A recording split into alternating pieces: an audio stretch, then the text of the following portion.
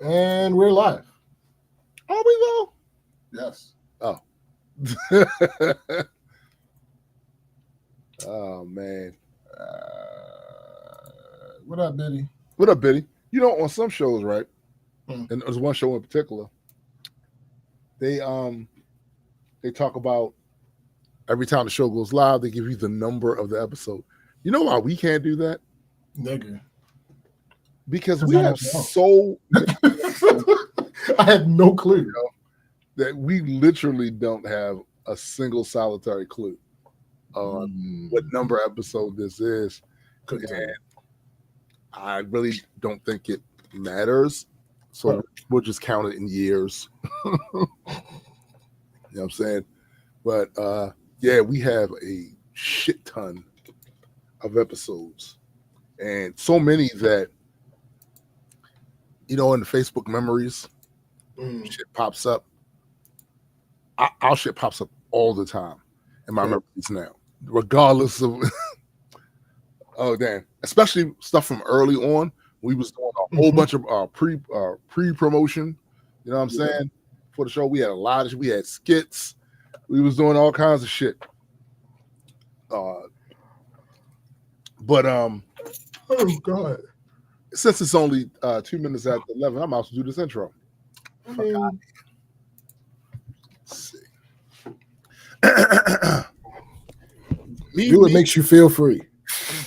You want to feel funky? Feel free. Oh god! Don't sweat none of that fuck with me. Welcome everyone to the Black Culture Geeks podcast. This is my man SPJ. And I am Tombstone the Dead Man, and we are just a couple of geeks talking about pop culture from a black perspective. Facts. Facts indeed. You're all in trouble. Facts. You are. We will. What we can do to help is to be this little segment of time cut out for some laughter, for some guffaws, for a little bit of information every now and then, some commentary to let you know that even in this storm of insanity, there is a lighthouse there called the Black Culture Geeks. Right? Like, that's what we plan to be, because shit's gonna get crazy. And just understand that if for nothing else, when shit gets super dark, when shit gets super chaotic, the instability is almost overwhelming, and you feel like you don't have no place to go, no help, no safety net, no cushion. We, at least on the Black Culture Geeks podcast, want you to know you asked for this shit. I mean, you bought and paid for that shit. So enjoy. Enjoy. No argument. I'm just saying. No argument at all. There won't be much in the way of empathy for a lot of things that you were told are going to happen. Or to quote SPJ, you were informed thusly.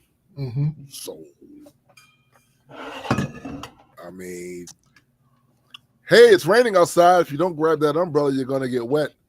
Then you go outside without an umbrella and come in the house. I got wet.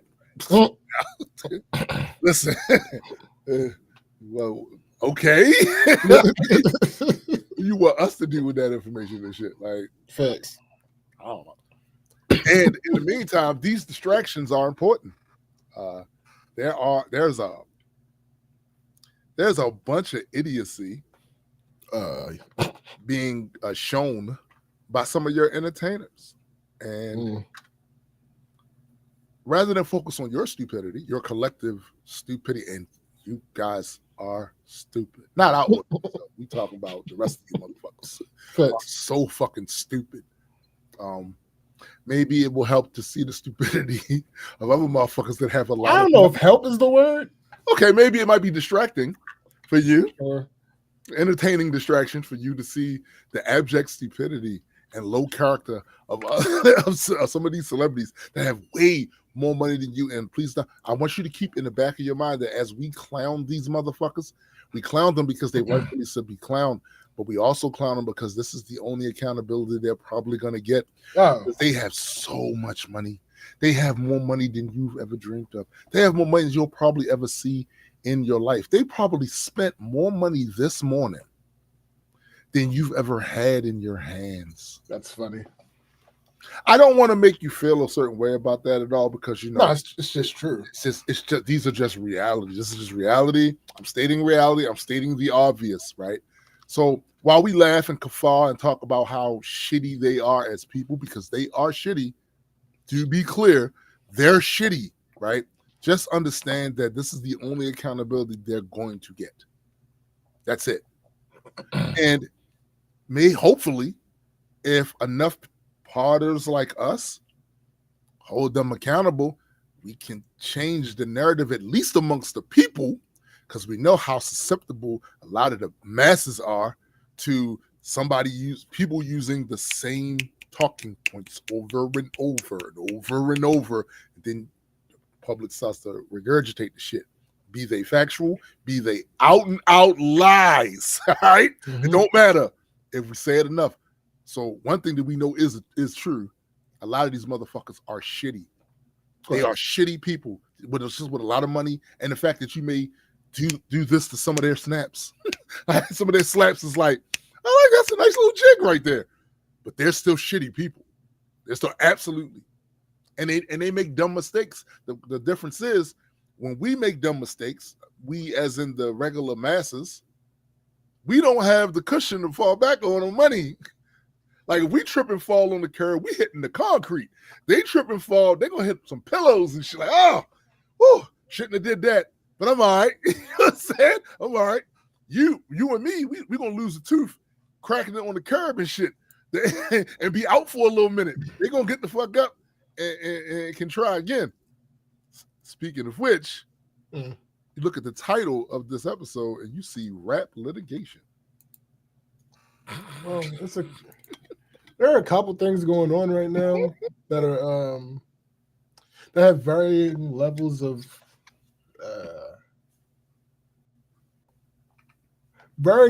how normal and or expected they are.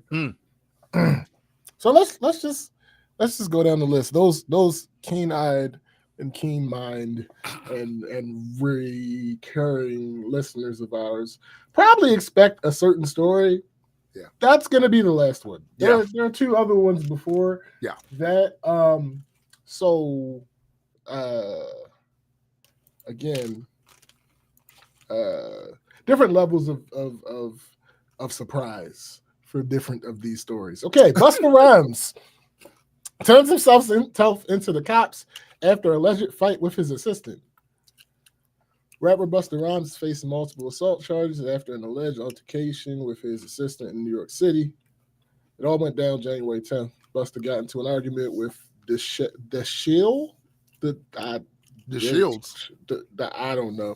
Gables, over being on his phone during work hours in the lobby of Gables' condo building in downtown Brooklyn, according to law enforcement sources.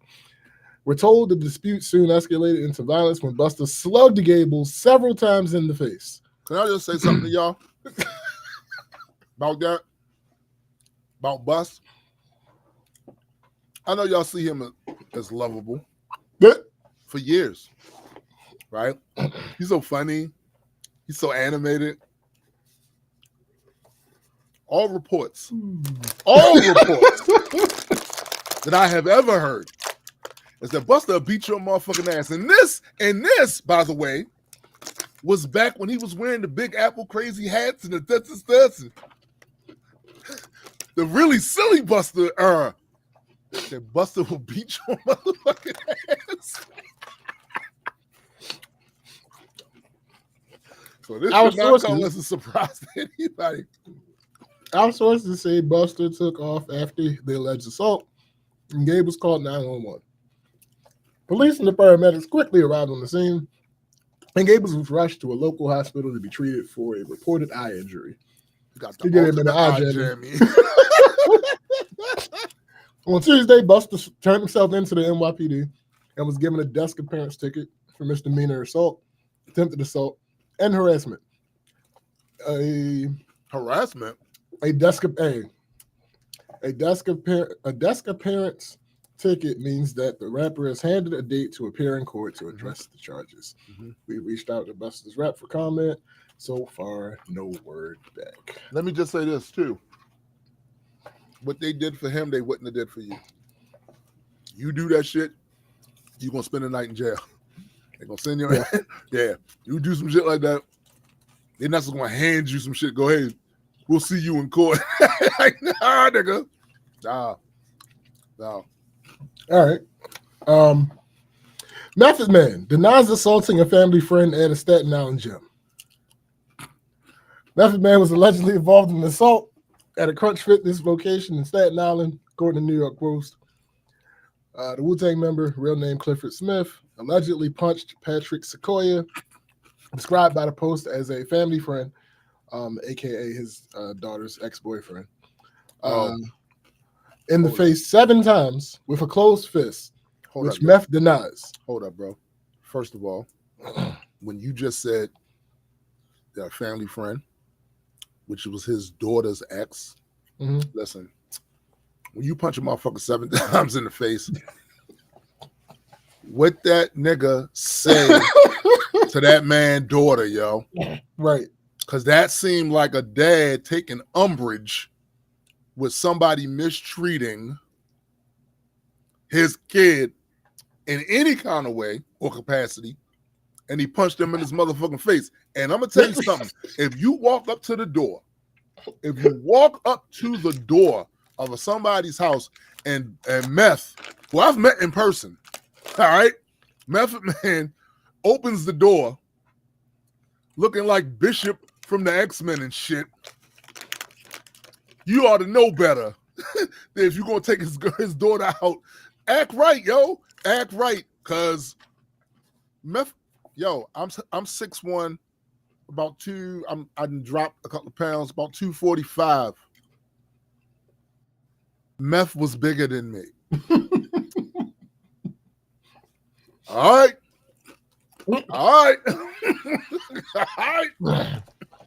Sequoia had reportedly been romantically involved with the rapper's 28-year-old daughter more than a decade ago, and the altercation reportedly stemmed from that.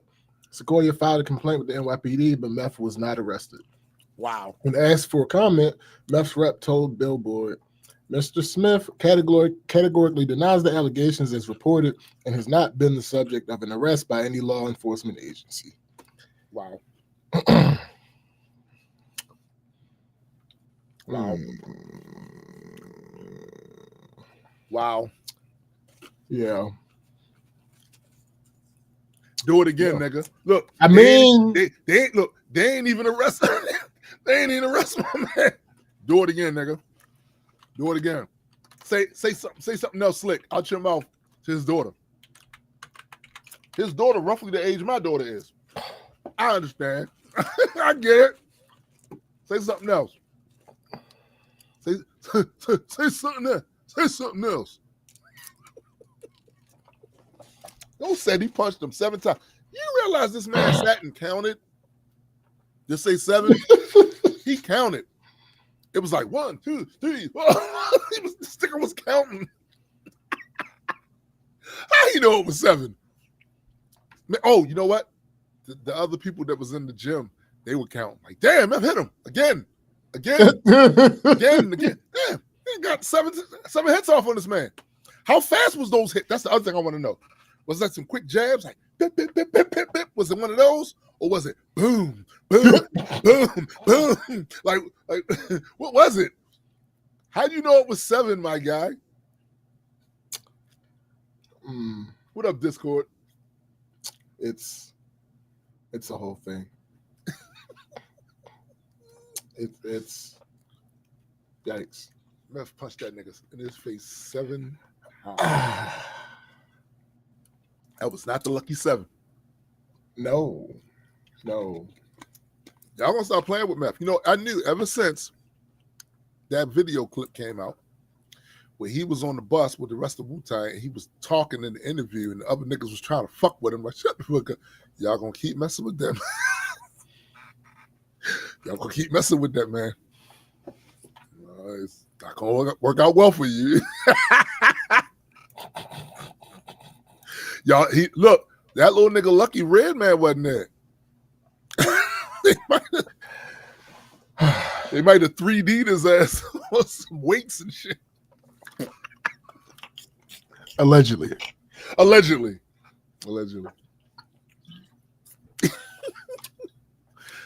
Yo. Damn. All right. They be doing shit. Listen.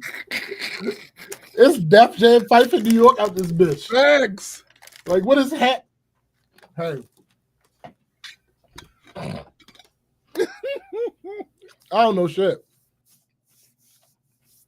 All right. So, we have arrived. I'm not even going to read the title of this article. I'm going to read it. I'm going to read it later because it is a very important title. But I'm just going to start with how the article starts. Okay. What is Drake doing? That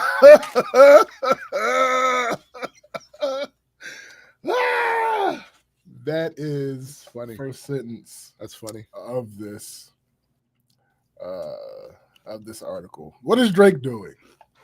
Tuesday night, rap Twitter was sent into a frenzy when news of Drake withdrawing his legal action accusing his label UMG and Spotify of using bots and payola to push Kendrick Lamar's Not Like Us diss track to one of the biggest songs in the world.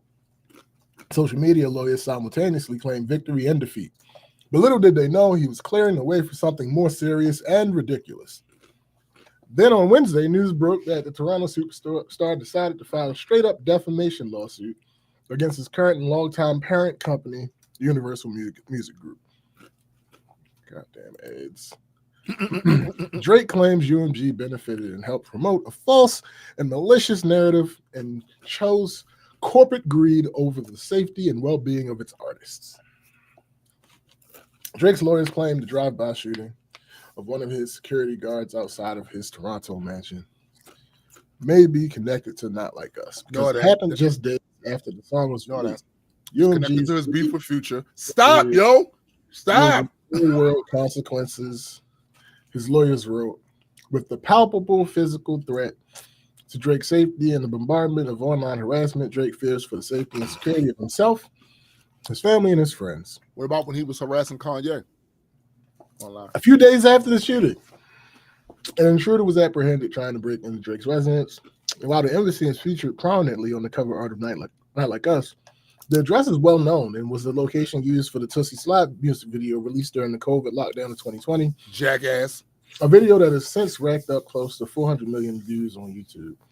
And a week before both incidents at Drake's crib took place, the Weeknd's manager, Cash's security guard, was also shot in front of his security gate. At the time, many fans speculated both shootings were connected based on the history between the Canadian record labels XO and OVO. Elsewhere in the filing are less serious claims, if you're familiar with rap battle etiquette, or lack thereof. Firstly, his lawyers mistakenly say Kendrick grew up in Oakland when they referenced the Not Like Us line. He didn't. I think that Oakland show won't be your last stop. Drake's lawyers alleged that Kendrick was suggesting that Drake would not make it out alive if he chooses to perform in the city where the late Tupac once lived.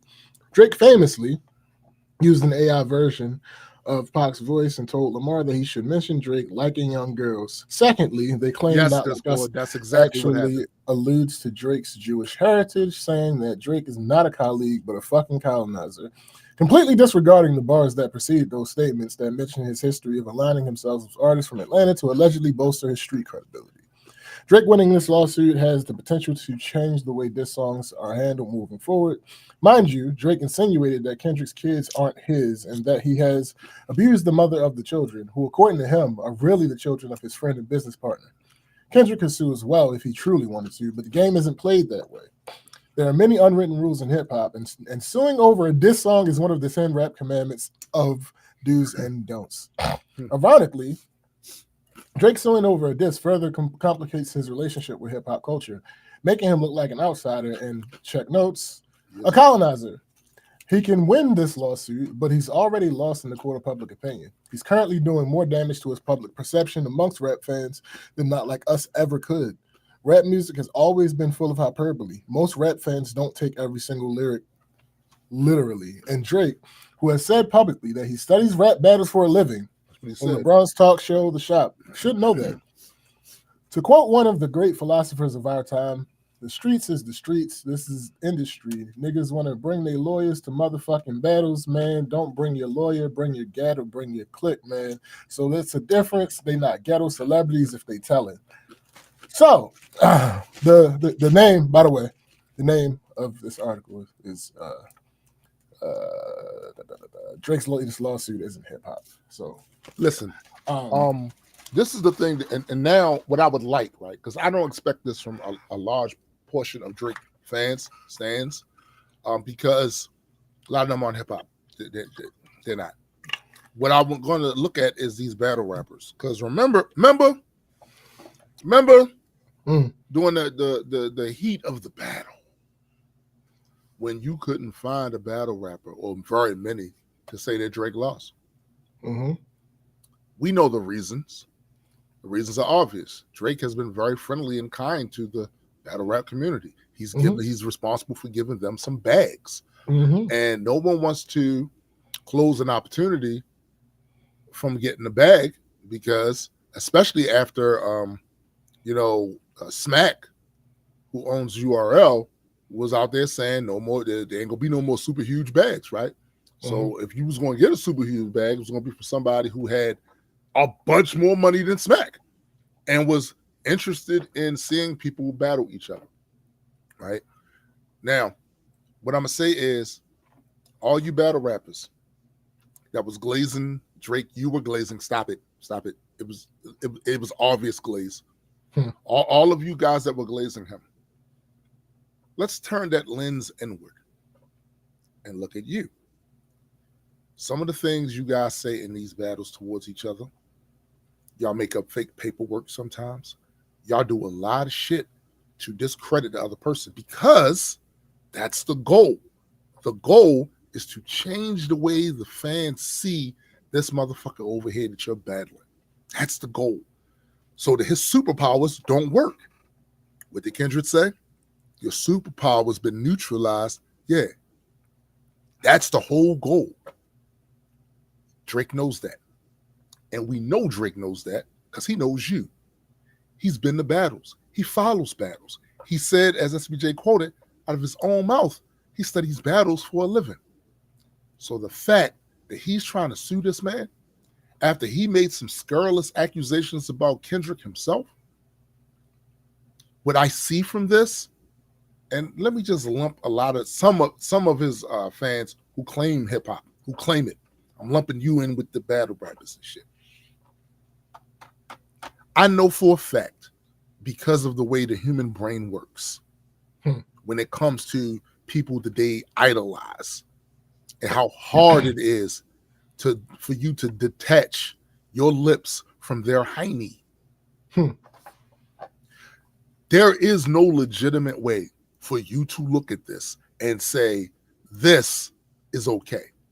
This isn't okay. Nigga, you lost.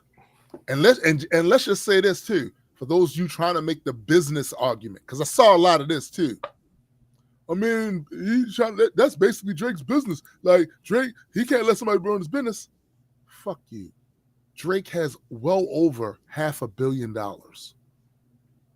So let's say that what Kendrick did to him made it so that he couldn't sell records anymore. We know that's not true, because his past catalog was still selling, right? Mm-hmm. This nigga got a cushion of money. He has a golden parachute. He'll be okay. But that's the risk when you battle. That's the risk when you battle. You could lose, and then the perception of you is forever changed in the minds of fans. He was also told, and stop me when I'm lying, he was told, yo, sit down for a minute. Sit down for a minute. Then come back with a banger. What did he do? He did the exact opposite of that. He kept floating these air biscuits these bricks hitting the backboard. Some of them even missing the backboard entirely. Trying to get a feel for a connect to something. I want them to love me again. I want them to talk about my stuff like they used to. That shit is pathetic. All he had to do was sit his ass down. In July, go on vacation, like you said you was going to do. Go on vacation, an extended one. Your past catalog is still making you money like a motherfucker. Go chill out somewhere till the heat is off. Come back with a banger. Take that time to recharge, reinvigorate your creative juices, and then hit these streets with a banger. You know you got a whole generation of motherfuckers convinced that you straight. You know you got a whole generation of motherfuckers that convince you Cool Herc, Grandmaster Flash, Africa Bambaataa, the true essence of hip-hop. They'll love you again. They never stopped loving you. Still online trying to fight against the obvious. He lost. He ain't lose. All right, yo. That's all you had to fucking do. That's all you had to fucking do. But you couldn't. You couldn't. Because you couldn't let shit go if things are not about you. You couldn't let Kendrick have his victory lap. It's not in you to do. Because for how many years now? 15 fucking years, you've been that guy. Like, surely, this is a trick. This is a camera trick, a special effect. He ain't beat me. He didn't beat me. Why do y'all keep saying that? I am like you. As I sue over a rap battle. All you had to do was sit your goofy ass down on that pile of money and go play. Go meet some more girls. Hopefully they're above age. Take a trip someplace warm. Palm trees, blue water, blue skies, bikinis. Take them fucking stupid ass braids out your head, them barrettes. He doesn't have hair anymore. He cut his hair for court. Got you. So you cut your hair for court, but now you can stop doing the pouty duck lips online. Don't take pictures with 30 cornball ass niggas wearing blacks and have bats and golf clubs and shit. Don't do that. Stop posting vague little subtle disses on your social media. Make motherfuckers miss you. Nope. It ain't in you to do. It wasn't in you to do. And now we're here. Now we're here where you have introduced into the rap hip-hop culture the idea that you can sue if somebody hurt your fifis in a rap battle. And all you motherfuckers that opened that lane for him to become the Grandmaster Flash of your generation of hip-hop, thank you. Thanks. When all the rest of us was telling you, yo, okay, you can like him, but he not. So no, that's not. He is, though. And I got to look at grown-ass men saying that to me who were kids when he first came out and trying to convince them that Santa Claus doesn't exist. What up, Jigs? Trying to convince him that Santa Claus doesn't exist. The kid won't refuse to accept it. He is Santa Claus. Don't y'all get it? He's the greatest rapper ever. Like, I know I've heard about the BDKs and the KRS-Ones and the Rock, but this is Drake. What did Soulja Boy tell you, Drake? Y'all ain't listen. Sean P. What up? And now we here. He done introduced a lot of fuck shit into the rap culture if you really start to go down the list and look at it. I mean, ghostwriting, I wouldn't do it, but it's all right. What?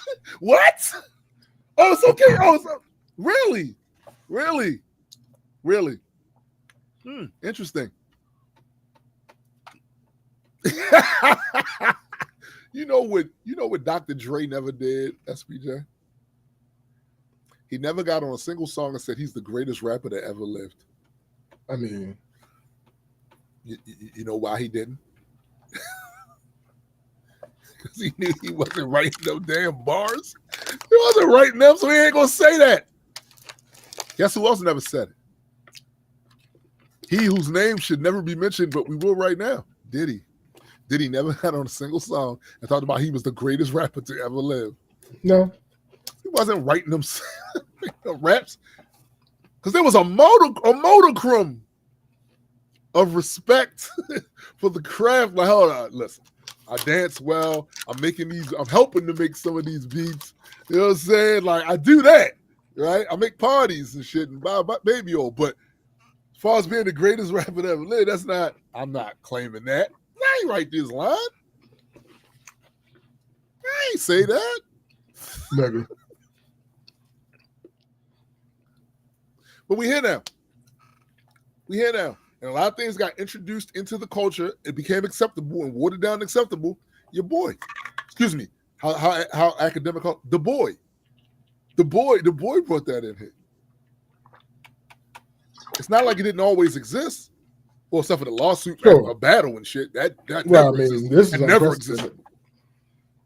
But quiet as kept, because it ain't kept that quiet. Ghostwriting has been in hip hop. Yeah. But it was relegated to the shadows because of respect for the culture. That's out. Now, matter of factly, I didn't write it. I recorded it. Like, okay. Sad, soft, pathetic, weak. I'm ashamed. I mean, so of course there's been a lot of reactions to this situation. Somebody says, well, this isn't even an opinion. They point out at the end of July, Drake had Lil Yachty on a world tour trying to convince the public that he was unfazed. Okay. Meanwhile, he was on his second demand letter to UMG to have the Not Like Us record / video removed from all platforms. Whoa, stop. I did not know that. So you mean, to be clear, during the time when he had Yachty out this motherfucker going, shrugging his shoulders, something like, man, the boy ain't worried about that, man. He doing the thing. This is just, he was doing this on July 24th, or somewhere slightly before. Yachty was on Flagrant 2. I remember saying Drake was genuinely unfazed. He didn't give a fuck. He was genuinely unfazed. This shit didn't bother him, as he shouldn't. He's the fucking guy. He's the guy. But August 1st, Drake sent UMG the second letter emphasizing the harm to Drake as well as his businesses that UMG was causing by continuing to promote the defamatory material. The letter demanded UMG issue a retraction and accept its responsibility in promoting and marketing the defamatory material. Wow. What did I just say about around July? He should have went and just chilled and relaxed. He doing this. This nigga plotting litigation, sending threatening letters and shit to the companies and shit. Wow. Dennis. I blame you, Dennis. Well, sure. So there are people trying to defend Drake that are saying that are harboring on the point about UMG whitelisting Not Like Us for streamers and shit. So, well, one of the streamers posted a screenshot and says, everyone saying UMG whitelisted only Kendrick, the Booth, Not Like Us, and helped him in the battle. Here you go. 2 Drake videos from the battle I had cleared. Make it make sense. Yeah, see, And what this does is it feeds into the very correct narrative that Drake is complaining about things he's done himself for the benefit of himself, that the companies have also done for him, which they did for Kendrick. And I know what his line going to be, but it's different when they do it for me because I'm the boy. That's not what he would say. No? He won't have a response. He's never going to respond to those. Oh, just no. Oh, Somebody else. Do you know that if there weren't any videos of the boy kissing a 17-year-old on stage as a 20-plus-year-old man, or the interview of a kid actress saying that she texted Drake about dating and career stuff, the PDF implication would seem baseless? yeah. It wouldn't have stuck at all? Nope. I don't even think Kenny would have used it. Because Kenny liked to use shit that at least has some, Yeah. you know.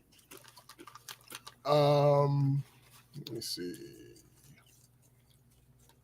One of the streamers that is named in the lawsuit, No Life Shaq, Oh, yeah. I saw that video. says, I'm with all the trolling and jokes, but don't message me with death threats. Don't die over wheelchair Jimmy. What up, Bowflex? Bowflex. Don't die over wheelchair Jimmy. Yo, I saw he did a video, right?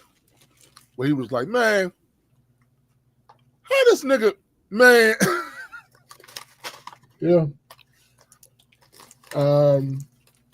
WXL posted an article. I'm not reading it. But basically, the headline is Drake unlikely to prove defamation case against UMG in court, legal experts say. Defamation is notoriously hard to prove anyway. Yeah. You know? With my limited understanding, it seems crazy. Lies and lies, exaggerations, and intentional misunderstandings aside, right? Right. It seems odd that you would sue someone for something that someone else said and that lawsuit be a defamation case and you're not suing the person who said it. Who did the actual, yeah, it does sound weird. It's like you was at a gym. It was a party at the gym, and somebody at the gym said some crazy shit, accused you of doing some crazy shit, and you sued the owner of the gym. And not the person that actually said this shit. Hold up, man. I don't understand. I don't get it either. But see, here, I believe this is one of the cases where we have to fall back on we're not supposed to get it. Sure. Yeah. Because the moment we get it, that means we didn't drunk the Kool-Aid too, to a certain extent, and we are basically allowing for shit that doesn't make sense, that never made sense to do, to become all of a sudden sensible. And it's not sensible. It's not. Like, the reality of the situation is, you win a rap battle. If you really felt that maligned by Kenny, sue Kenny. Now, to be clear, you might as well have sued Kenny, because the same thing, the same perception that we have now about you suing Universal Music Group over this shit, we would have about you suing Kenny. You thought you could do the end run and skip Kenny, and you thought that you wouldn't get the similar backlash. No, you're getting the same backlash you would get. The reason why we looking at you like you crazy is because at the end of the day, it all boils down to you suing motherfuckers over a rap battle. Yeah. And that's unheard of in this culture. And for you motherfuckers outside the culture, let me holler at you. One, I wish you would stay the fuck out of it, but I understand you won't, because you invested in the boy. Not as much into hip hop, but the boy. Miss me with you trying to compare like with unalike. Rap music, rap culture is not, even though it's a spin-off of, it is not rock culture. It's not R&B culture.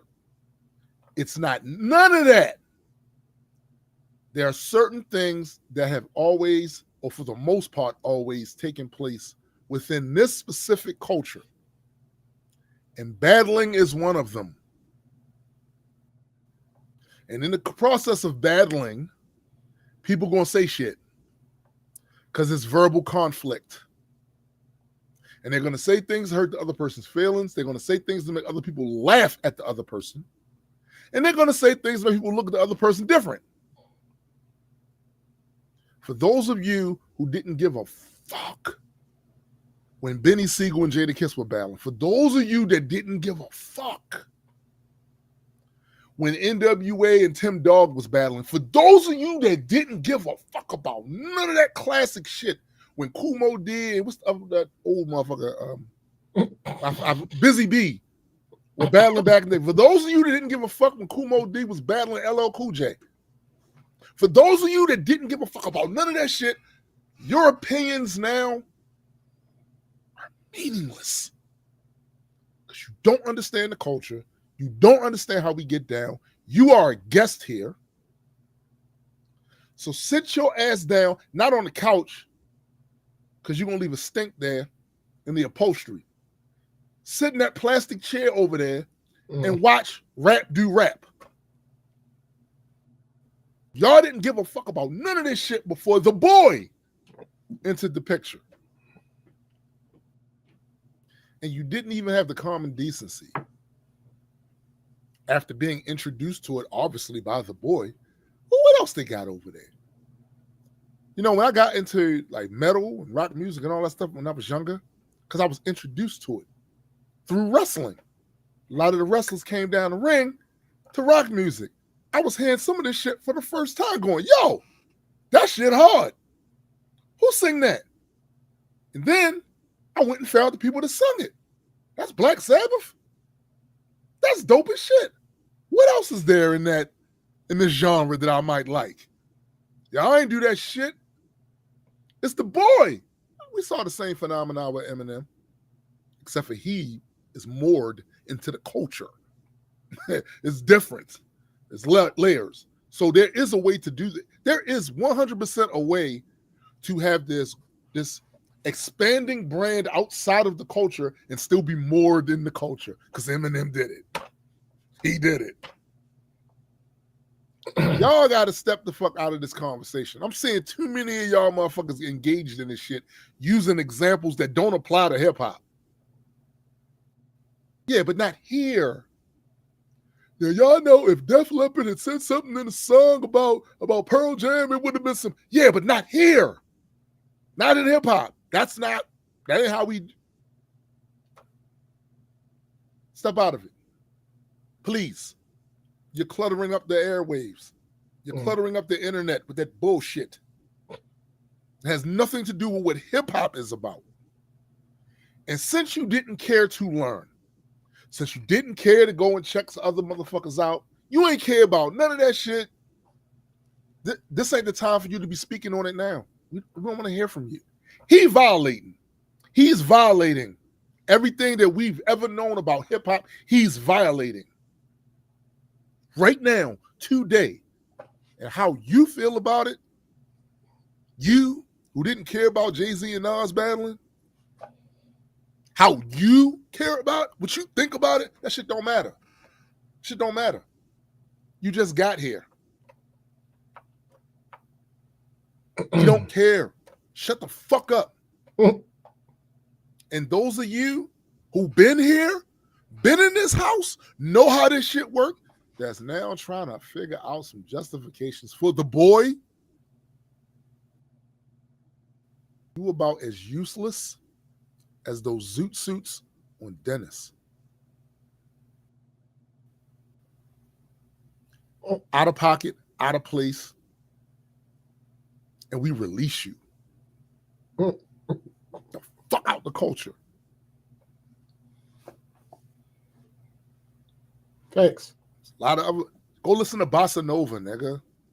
I mean, it's dope. Quincy put his foot in that shit. He did.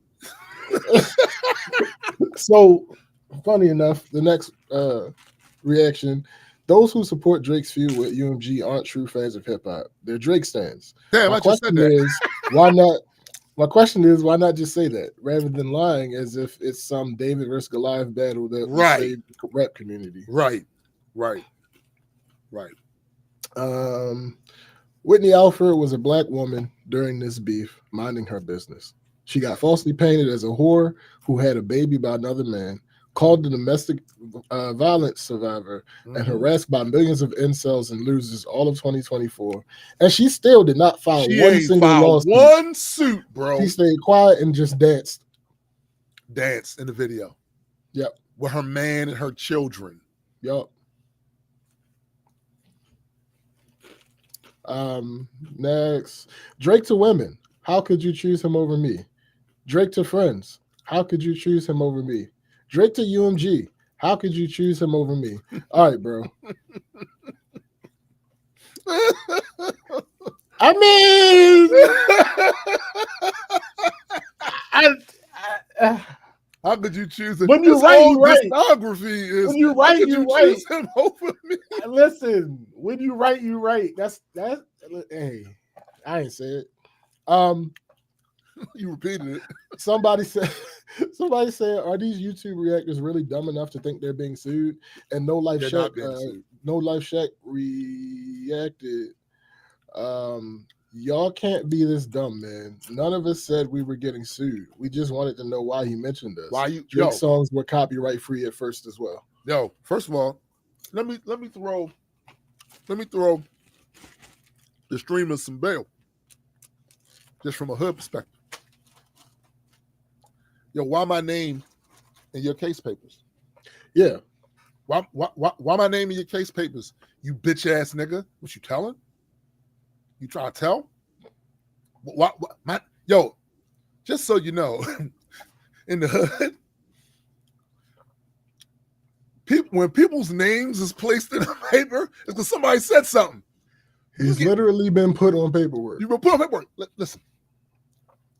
This may come as a surprise. I've been arrested. All right? I've been arrested. Going back home, knowing that somewhere out there, there's paperwork where you implicated somebody else's name. And that shit hit the street because it's all public knowledge. It becomes public knowledge. And it hits the street. Just know how you gonna be received. So that's why a lot of niggas don't do it. Right? Niggas say nothing. Fuck it. I'm not, because it ain't worth it. It's really not going home. All right, you home, but is it home anymore? Is it home? The fact that, and this again goes to show, right, that all that fronting that the boy be doing about how hood he is, like when he was like in the message back and forth with the other nigga, Chris, he talked about people, my folks, we certain rules to this. Nigga, stop it. Stop it. Stop it. What rules are you talking about? That you and your, what? That you grew up with? Nigga, we saw you in Degrassi. You grew up with what? If you don't cut the cap, and this is actually another thing that got me worried about the boy, because this ain't just him cosplaying. In order to convince y'all, he convinced himself. You ain't from that, nigga. And you know you not. But you had to convince you. I guess it's method acting. It's method acting at this point, right? You got to convince. Yeah, he might as well be like, yo, I'm part of this gang, right? And we don't be doing this. Like, you want me to post this, but that's like some snitching shit. We handle stuff on our own. Nigga. Y'all should be ashamed of yourselves. For real. Y'all should be ashamed of yourselves. Fuck out of here. So when you put somebody's name, to be clear, if you put somebody's name in your legal paperwork, Nigga, we looking at you. That's why these streamers is wilding right now. They're going, yo, why is my name in your legal briefings? Yep. You snitching? There's literally no reason. Like, even if it was true, there would be no reason to add the streamers' names. Nope. You could just literally talk about how streamers, Yeah. blah, blah, blah. And then, even with that, right? So, say they were looking for more evidence, right? Well, then they don't need to be in the papers for that. You could literally just listen, this video here has Right. 1 million views, and it talks about blah, blah, blah, blah. You went, and then not only that press release, I don't know if that was what they released. They released that almost like a press release. So now the whole world see you using Screwface John. Yo, Casanat, yo. You in quotations told on Casanat, yo. After you told that man, stay on the stream. I'm about to drive. Stay on the stream because you wanted him to play it. Come on, man. Come on. Dyson Sphere, to his point, Arsenal the Rebel posted, I wonder how Meek Mill feel about Drake suing, because niggas said this and that about him. Drake went all out on Meek. Meek respond. Label told me don't drop nothing. I went against that and dropped DC4 mixtape. Sherry Bryant backed me herself. 90K first week to heat up. I couldn't make any playlists either. That had me confused a little, losing confidence, but I knew 80% of it was campaign influence only for the net. Yeah. Yo, when you look back at that shit there, it's like, well, what it do for me is it make me appreciate Pusha even more. Like, all this make me appreciate Pusha even more. Because he handled the boy. Like, he handled the boy. He handled him. And he didn't go as far as he could have. And he was prepared to. I saw an interview with him. I think Joe Budden was interviewing him during the time when all that was going on. And Pusha was very confident in when he was saying, we willing to take it wherever he want to take it. And you know, when you've been around people who be on that for real, you could tell by the way they say shit and the look in their face. Yo, the way he said that, the way he leaned into that, his body language, the way he leaned into that, I was like, no, he mean that shit. He mean that shit, because part of it was, I don't know how many of you guys heard about this, but part of it was there was some little talk about some old street shit, right? Like that was going to scare Push or something. Like, yo, you must didn't listen to the clips. That's not going to, nigga, stop. Stop. I wasn't going to do that. And I'm pretty sure Push was like, I know this nigga ain't trying to talk street shit behind the scenes to me. You crazy? That's the equivalent of you being from out Cali, out LA, back during the fucking late 80s and during the 90s, and you try to talk some street shit to Ice-T.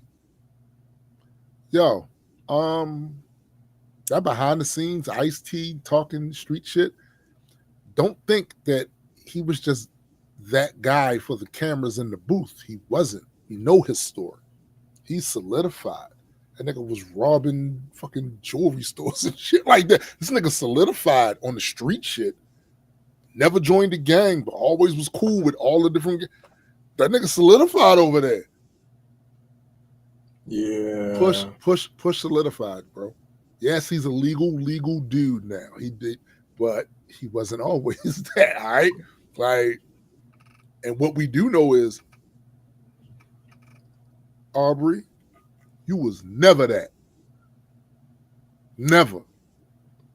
And you shouldn't needed to be. You obviously made music for a specific demographic. They loved it anyway, long before you started trying to be gangster or some shit.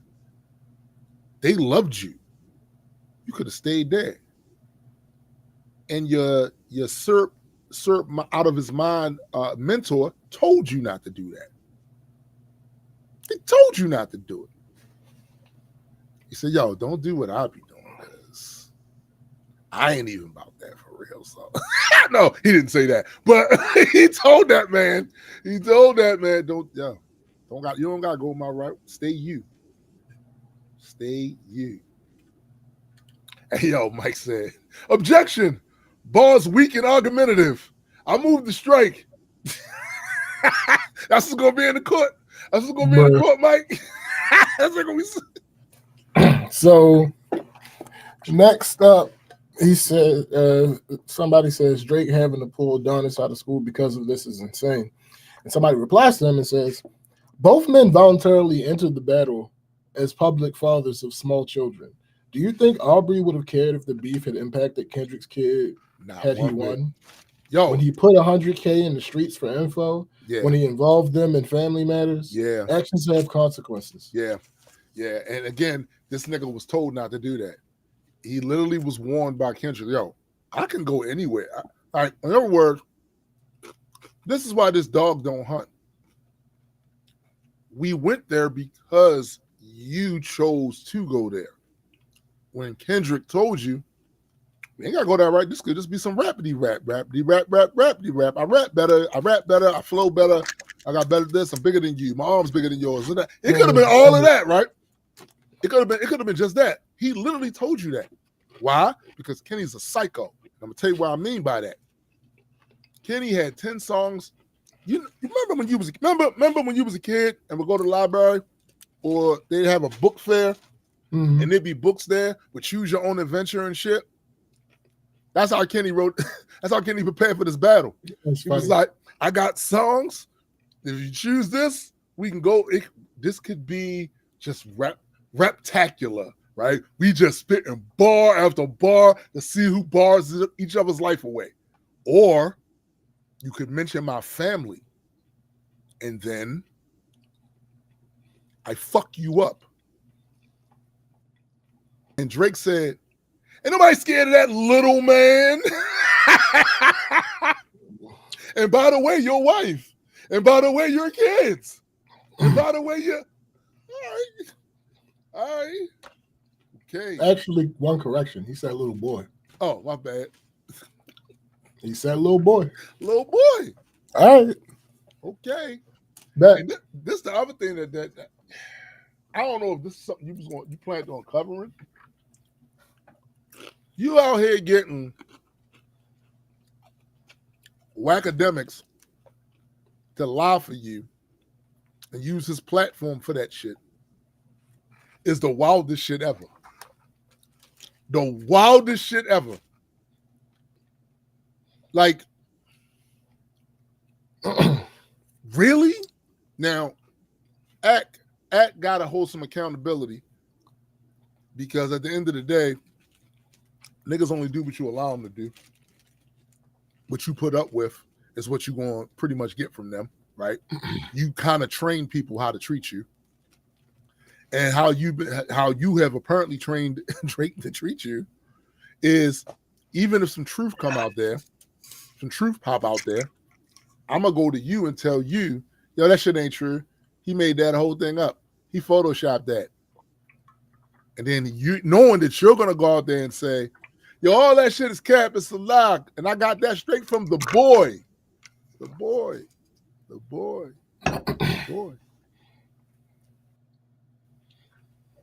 Then we find out it is true.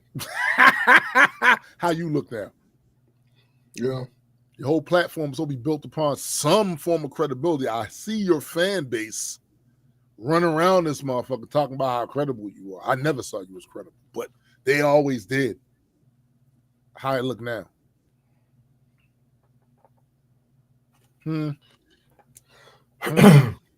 Well, so moving on, Kendrick's Not Like Us has its biggest streaming day of 2025 the day after the lawsuit. On Spotify global chart with 1.81 million streams. That's crazy. Let me see. That's crazy. You know the other downside to this too, because when a new year starts, people psychologically have trained themselves to believe that it's a reset. It's not like this calendar shit is all what animals don't give a fuck about none of that shit, right? But people have socially trained themselves to think of it as a reset. Yo, why go into this following year with you being the topic of the conversation in this way? Yeah, It's weird. So it's weird. Joe Button reacted to this and pointed out that it's really hypocritical for you to now try to play this victim role, especially talking about fearing for your safety. When remember when them kids was showing up at Joey's house? Yeah. Oh, I remember that, bro. I remember that. That was because of Drake, and Drake was gloating over it and reposting shit, and yeah. So that's kind of weird. I remember because there was video footage of Joe chasing them little niggas, right? He's gonna beat them little niggas ass. Yo, I'm gonna tell you something, yo. Like y'all really tried to embarrass Joe. Y'all really tried to embarrass Joe or try to treat Joe like he pussy just because some Wu-Tang people beat him up. I'm gonna say this to you years ago. That's Wu-Tang.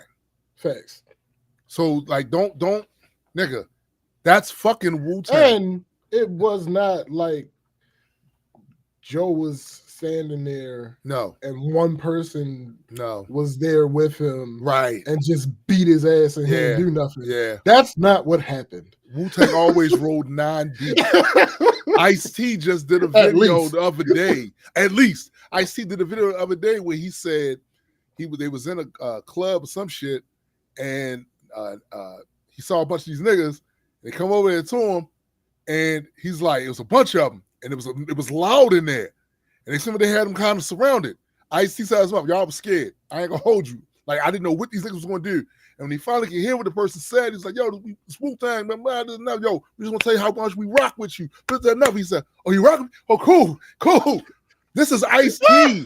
This is, I know y'all used to seeing him play a cop on TV. This is fucking Ice-T, yo. This is Ice-T. Wu-Tang, that's different. It's different. Yeah. That's completely different. Yeah, no thank you. No, none. Yo, please. We just talked about one of them niggas giving a nigga a 7-piece. We just talked about one of them niggas giving a nigga a 7-piece. Like, nah, nigga, it's cool. No, I'm telling you, it's different. It was different. So, like, what they wound up doing for me anyway is I was on Joe's side. Y'all came up to his crib on some old rah-rah, and he chased you. It was two of you, and he chased you both. Mm-hmm. And one of him. Like, it didn't embarrass him, but y'all tried to embarrass him, but that didn't, to me, in my mind, it didn't embarrass him. No, he wasn't brandishing a weapon. It was him in hands, sweatpants, and a beater. Yep. Now, that ain't to say he didn't have a weapon on him. He could have. He might have, but he didn't show it. He ain't see it. And I would not be entering anything into evidence that has not. No.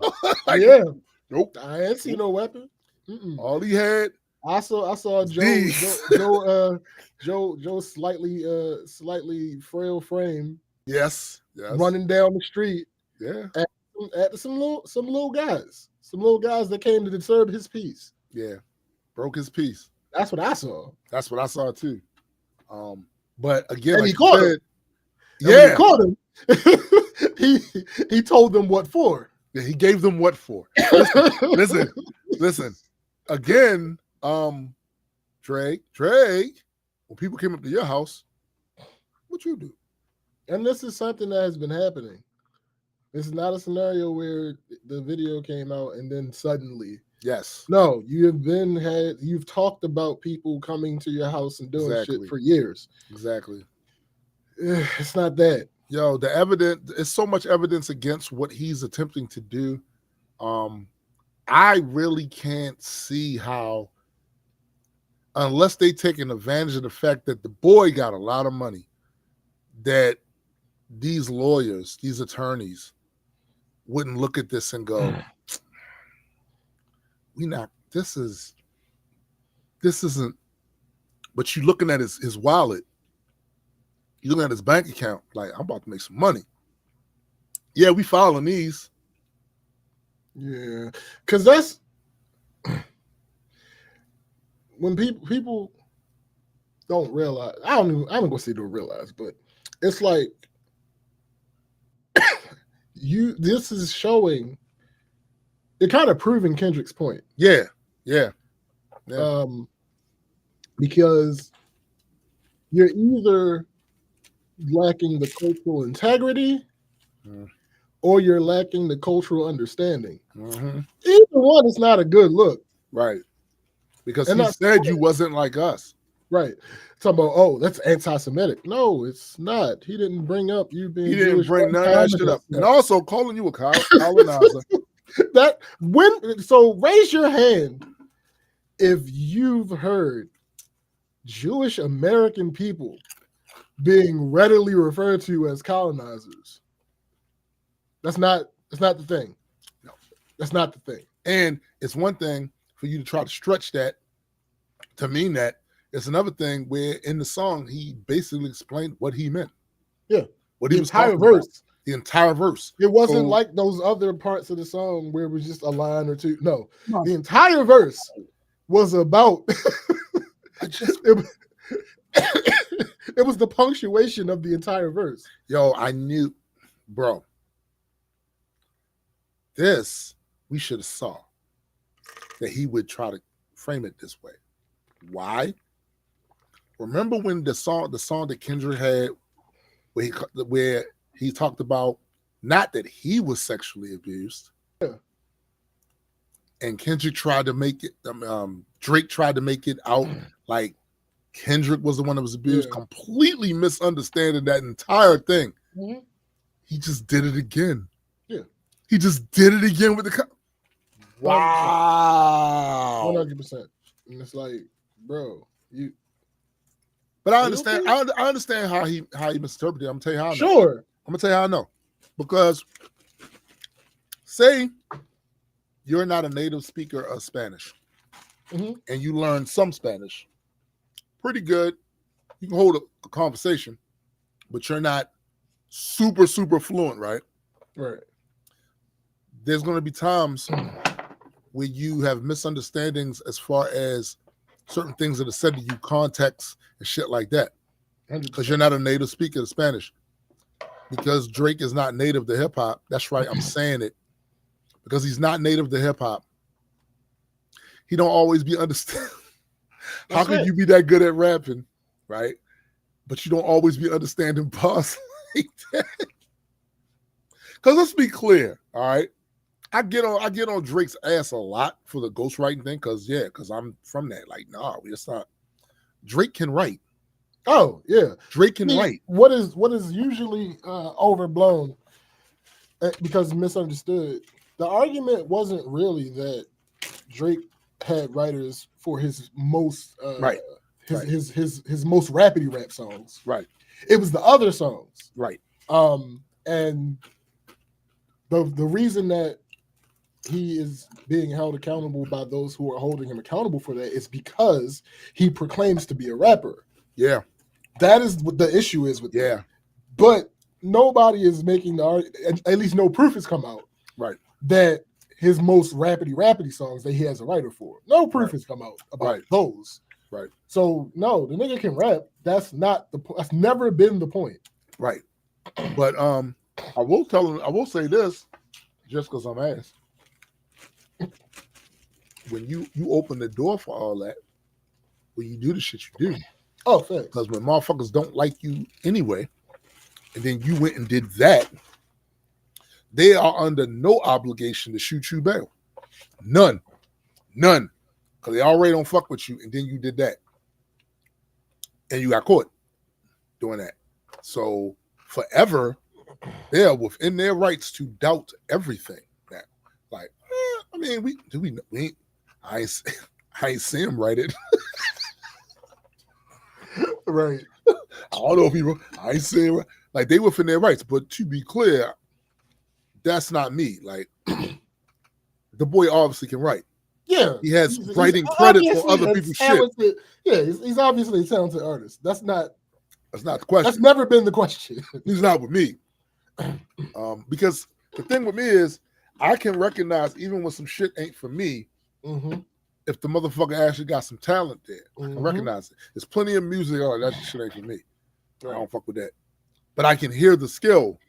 There's skill in that, right? That's not the thing that we question about him. What we question about him is his authenticity. Right. And when you do shit like sue motherfuckers because of a rap battle, I know y'all don't like his fans hate the reductionist way we talk about that. That's what it is. They hate that. They hate that. But you're gonna get these. The reality of this is, this would have never happened if you didn't engage. Yep. So the only reason any of this has happened is because of the rap battle. And because you lost.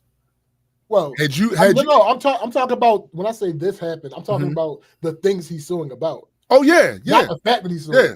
The only reason that any of this happened is because you engaged. Yeah. So you're suing over a rap. And nigga, you knew the rules of engagement because he told you. He told you the rules of the engagement, bro. Not even he told you that. I'm not shooting no bail. No, not even he told you. You knew before then. The Pusha T battle. Well, yeah. The Pusha T battle. You specifically said. Yeah. Like the nigga was like, Pusha was like, hey, wherever you want to go, that's where we going. Then he went somewhere. And then he said, we can go further if you want. And Drake was like, you know what? It's certain things that you can't come back from, and blah blah this and blah blah that. Then you went in like 3-4 years later, you want to talk about Whitney. I need a bodyguard like Whitney. Hands on your knees, shake your ass for Drake, shake your hands for Free. Yo, no, I don't mean that boy slow. Free as in not paying for something. I mean Dave Free. Yo, that boy Them slow. babies look light skinned. That boy slow, yo. Listen, I know people don't want to think about what I'm saying. So when somebody comes from a different country sometimes, right? They went to school over there. And they got whatever degree they got over there. And then they come over to the United States. They get we don't give them usually the same for that because they went over there and got their accreditation over there. They didn't get it over here. So in other words, what I'm saying is when you're not native to a thing, they're going to tend to think. Now, most of the time, it's just a language barrier. I've seen it in the school before. Seen motherfuckers come from someplace else. They're learning English. So the issues with their grades, whatever, is an understanding of the language thing, not understanding the material, right? But it comes out, it manifests in poor grades because they can't answer the question quite the way it should be answered because they don't understand how the question is, whatever, or they don't fully understand it. I'm using the same example for Drake, right? Like you from a foreign, and then you came in, and you got your accreditation there, but here certain things get lost in translation. So you don't really understand certain shit. You thought, and that's the other thing too, bro. I think some of it's privilege too, because when you've been on top for that long, you think you can do no wrong, and I think that's what's going on. I can do what I want. I'm Drake. Oh, absolutely. 100%. And also, ego. Ego's a motherfucker. And I think all that overlaps into what we have today. His ego was bruised because he thought he was just going to come out with some stuff. He was going to battle Kenny. Kenny couldn't possibly be better than him at rap, right? And to a certain degree, I don't blame Drake for thinking that he's a rapper. He got that part of it right, where you're supposed to think, you ain't fucking with me. I start putting pen to paper, I'm gonna fuck you up, right? Like that's part of that is valid, right? It's valid. Because it's his history, right? Not even right. Not the rules, right? Right. It's what he had done to that point. His experience up until Pusha, right? His experience was, I'm gonna win this. Pusha and Joe Budden, you ain't win. You ain't. You ain't. Joey was boop boop boop boop boop. Man, we not. But even with that, you figured Because battles, especially when you get that high up, because what motherfuckers fail to acknowledge is that Kendrick is high up. Kendrick was high up. That's the problem. That's the issue. Right. Like the whole big three thing is not something that's imagined. Right? Like that is it's not even an unspoken thing because it's been spoken a lot. Bro, like we got numbers. Right. We have stats, numbers, awards. It's a whole thing. There's a certain cultural and financial and documented. Otherwise legacy impact that those three individuals have had for the generation that we're talking about. This isn't subjective. This isn't guessing. This isn't wish fulfillment. No, it is the fact. Those three individuals, as far as hip hop is concerned, were the three that were doing the things. To be clear, you don't get connected to a $1 billion grossing movie where you do the soundtrack. If you not, stop it. And what a lot of Drake fans attempted to do was try to discredit Kendrick. And I got to tell you, it made y'all look dumb. Yeah. Because all the rest of us know what Kenny did. We know what like that. It's like, okay, there's no way you can actually win this because you're not being serious. You're not being serious. You're not being serious. Try to discredit this man, the work he put in, and the impact he had. Y'all try to discredit that shit. And it didn't make sense to those of us who've been watching this whole shit going, that's Kendrick fucking Lamar. Yeah. That's Seth. This is what happened. This is what happened. This is what happened. Real Bloody Ripley. What are you talking about? In 2013 or so, I think that was the exact year. I might be off for a year or so. In 2013 or so, Kendrick said, "Hey, it's getting a little boring, guys. Let's turn this shit up. What we doing? Let's bring some competitive spirit back." Drake says, "You know what? I just don't like. I don't know how he doesn't have that type of energy for me in real life when I see him in person. So like, how am I supposed to respect that?" And then Kendrick said, "Yeah, I tucked the sensitive rapper back into his pajamas." And then later, Drake says, it's Drake and Cole. We big as the Super Bowl." Yeah. And then Kendrick said, "Man, fuck the big three. It's just Big Me."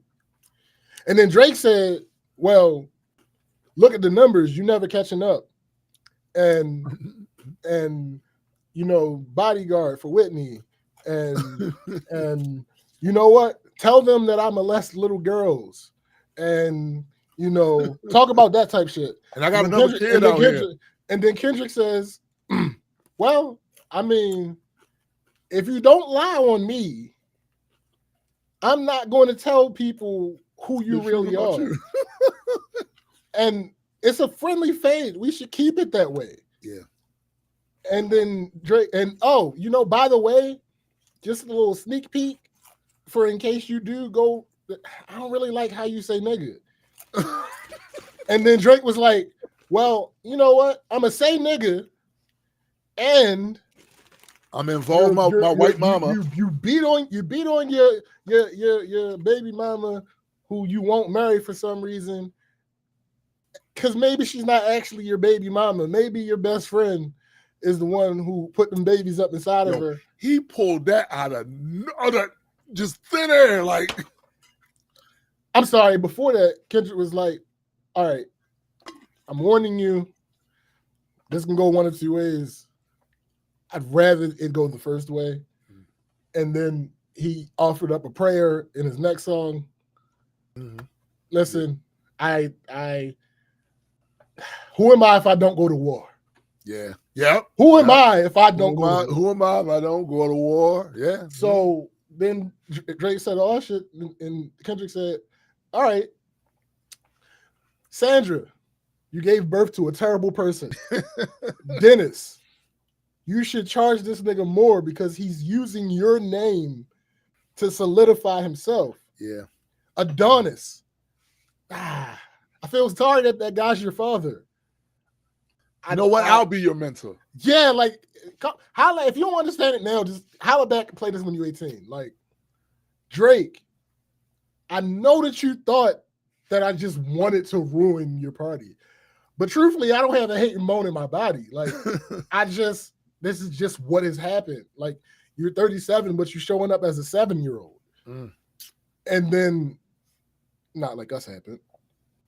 And then Drake says, you know what? That Epstein angle, I expected it.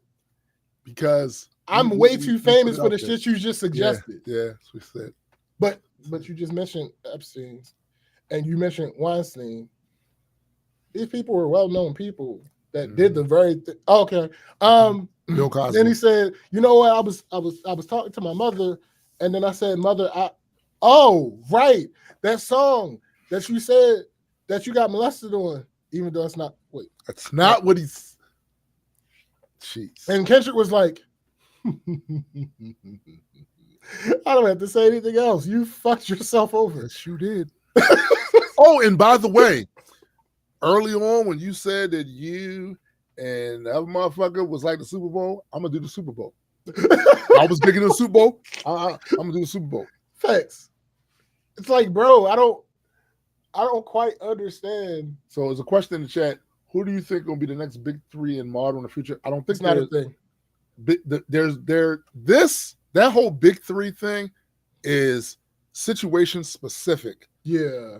To that point in time, it just so happened that it shook out that way that it was three guys that was. Yeah, it's not a thing that is a constant. I would argue that there's never been a big three before. There's never been a big three. And there will probably never be a big three again. Yeah, it's just situation specific. It's just the cards just aligned such that these three individuals happened to do what they did during the same time. They filtered out. They like basically through the filter of all of the other artists in this lane. They happen to be, you know, when you say you're going to trying to find gold, you're mining for gold like they used to do back in the old days, right? And you're shaking the thing with the rocks in it, trying to get the gold piece. They just happen to be 3 gold pieces that stuck out from the rest of them things that was in the bowl. So that's it. Like it's not going to be another big three in hip hop because it never was one before. Yeah, you know, I don't even truthfully, and SBJ knows this about me. I don't even like using the Mount Rushmore shit. I really don't like that shit, right? Yeah. For lots of reasons. Several reasons, yeah. Several reasons. I don't like us. Like chief among them, the reason that, like I'll say the phrase. But chief among the reasons I don't really like using it is because nobody can agree on what we exactly. Because the thing that they tend to say is not what Mount Rushmore is. Right. So it's like what do you mean? Right. So yeah, that's the whole thing. But yeah, Dyson said, if I ever got into a rap battle, the last thing I would expect is to be compared to Epstein. Right? Like, what do you, the Epstein angle is, well, sure, because you literally said, do it. You told him to do it. Told him to do it. You told him, like. And I pointed this out on one of the shows that we did. I'm not a lawyer, but some of the things I heard lawyers say, I don't know that this shit can be taken as defamation because in the song he says, "Say Drake, I heard you like them young." Okay, that was one reference to him being a PDF file. Right. The next time that he mentions it, he says, they tell me Chubb's the only one to get your hand-me-downs, and they tell me Chubb's the only one to get your hand-me-downs, and Party in the Party playing with his nose now, and Baca got a weird case. Why is he around? Certified lover boy, certified. That he didn't mention Drake right there. No, he didn't mention Drake right there, and he says plural. He didn't say individual. He said plural. And then the whole trying to strike a chord is probably a minor. That's not him actually saying anybody is anything. That's a thing for you. That's a reference for you to allude to. Right. Like I don't and think again, he prefaced all of this about I heard. Yeah. He prefaced all of this with I heard. Yeah, So so I the don't next think question, that you can do that. Devesh asks is, what are your expectations from the fall off? So, so what do Cole, you think? He's not. I would be. I don't know. I don't know when he plans on putting the damn album out. I honestly, if I was Cole, I would not still name the album The Fall Off. Yeah. But I'm not Cole. Clearly, Cole's part of the big three. So, nigga, far be it for me to give advice. That ain't what Kendrick said. I mean, no. Listen, but far be it for me to give him advice. I just know I probably wouldn't still call it The Fall Off, or there would be another project before that, given all the shit that's happened. Yeah. That's me personally. You know what else I wouldn't do? I wouldn't mention this shit again. Yeah, no.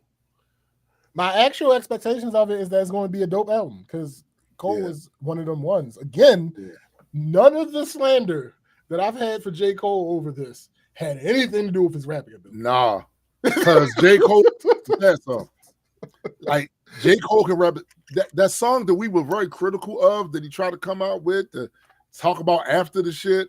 The reason we was critical of it was not because of the raps. We were critical of it because, nigga, why are you talking about Why are you still talking about that? You walked away. Like you basically you sneak punch. You put your hands up and hit a motherfucker. And since you didn't want to get the whack back, you walked back on it. So you could say truthfully that you felt I was pushed into doing this, but I am not obligated to give that what you just said there any real whatever. No, you know what? Here's the thing about it.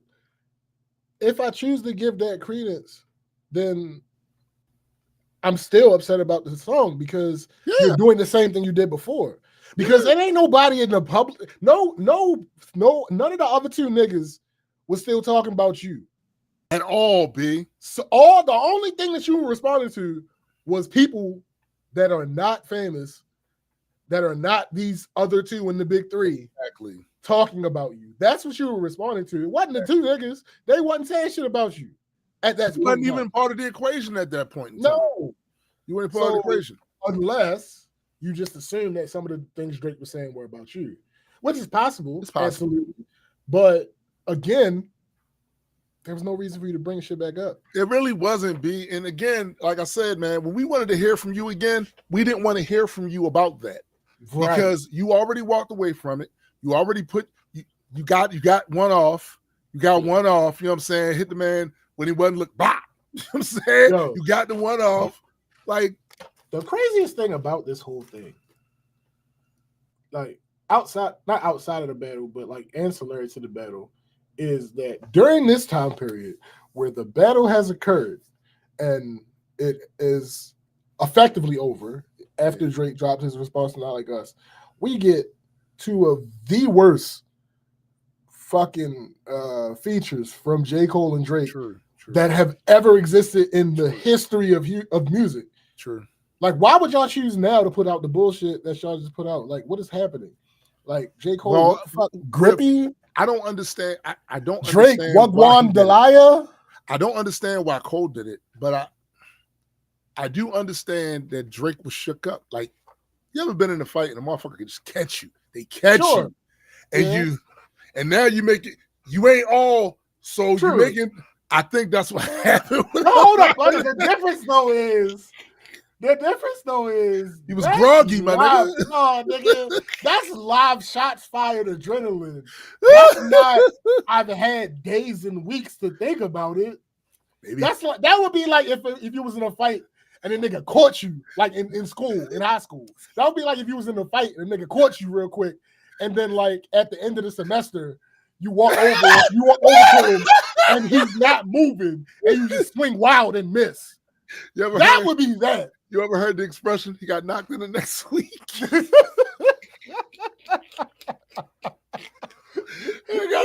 nigga was punch drunk. Look, nigga, he hit him with it wasn't one punch, it was whop. And then whop. Yo, he got mollywop, yo. He got hit. He got hit the way Method Man hit that nigga. Thanks. It's like, yo, seriously, Grippy and Grippy Wagwan was horrible. Delilah? Grippy was horrible. What is happening right now? Like, you are so much of a better rapper than that shit. Like, facts. come on, bro. Both of Come you. on, bro. Yeah, you ain't have Both to do of that. you. What do you mean, Wagwan Delilah? What the fuck was that? First of all, you're not Jamaican. Such a goofy ass man. See, that's you did that shit after Kendrick already accused you of being a colonizer. You went and did that. One, like, hold up, man. And the thing about it is, Kendrick found a way to put new spins on narratives that have been out about Drake already, right? Yeah. The whole colonizer thing, nobody, I ain't gonna say nobody, but the prevalent thing about the whole colonizer thing that was out there about Drake before, Not Like Us, nobody, again, figuratively nobody, was talking about the Atlanta thing. No. People were talking about the absolute fact that Drake will go find a regional artist, they were talking about sound, right? Do a song with them. That's right. Imitate that style on that song, right. And then maybe doing a couple more songs. That's right. Squeeze it for all the juice that it has, and then move on to the next. To the next thing that's hot. Yep, that's right. Talking about that's right. Us him being a colonizer before Not Like Us. It ain't too many people that was talking about Atlanta. He was Shang Tsung out this motherfucker. Facts. He was Shang Tsunging.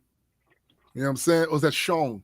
Is it Sean Tsung now? Because now that we, then I'm just saying. I don't know. But yeah, so it's like, or even in the with the whole PDF file thing, don't tell a 17-year-old that her breasts feel good against your chest, nigga. Yeah, it's probably not a good idea. Don't do that. Don't do that. And then the funny thing is, what that did, it wasn't Kendrick who did it, but when that song came out, I now saw the compilation video where it was a bunch of different 17-year-olds. Right.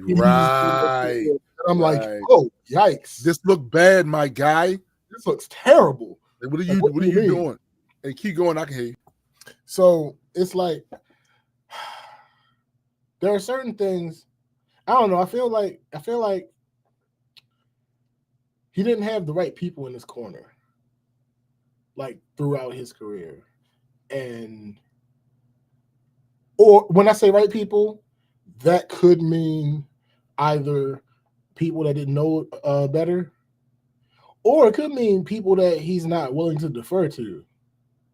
Because, for example, I am certain that the lawyers that he has on this case know enough to know that is an uphill battle.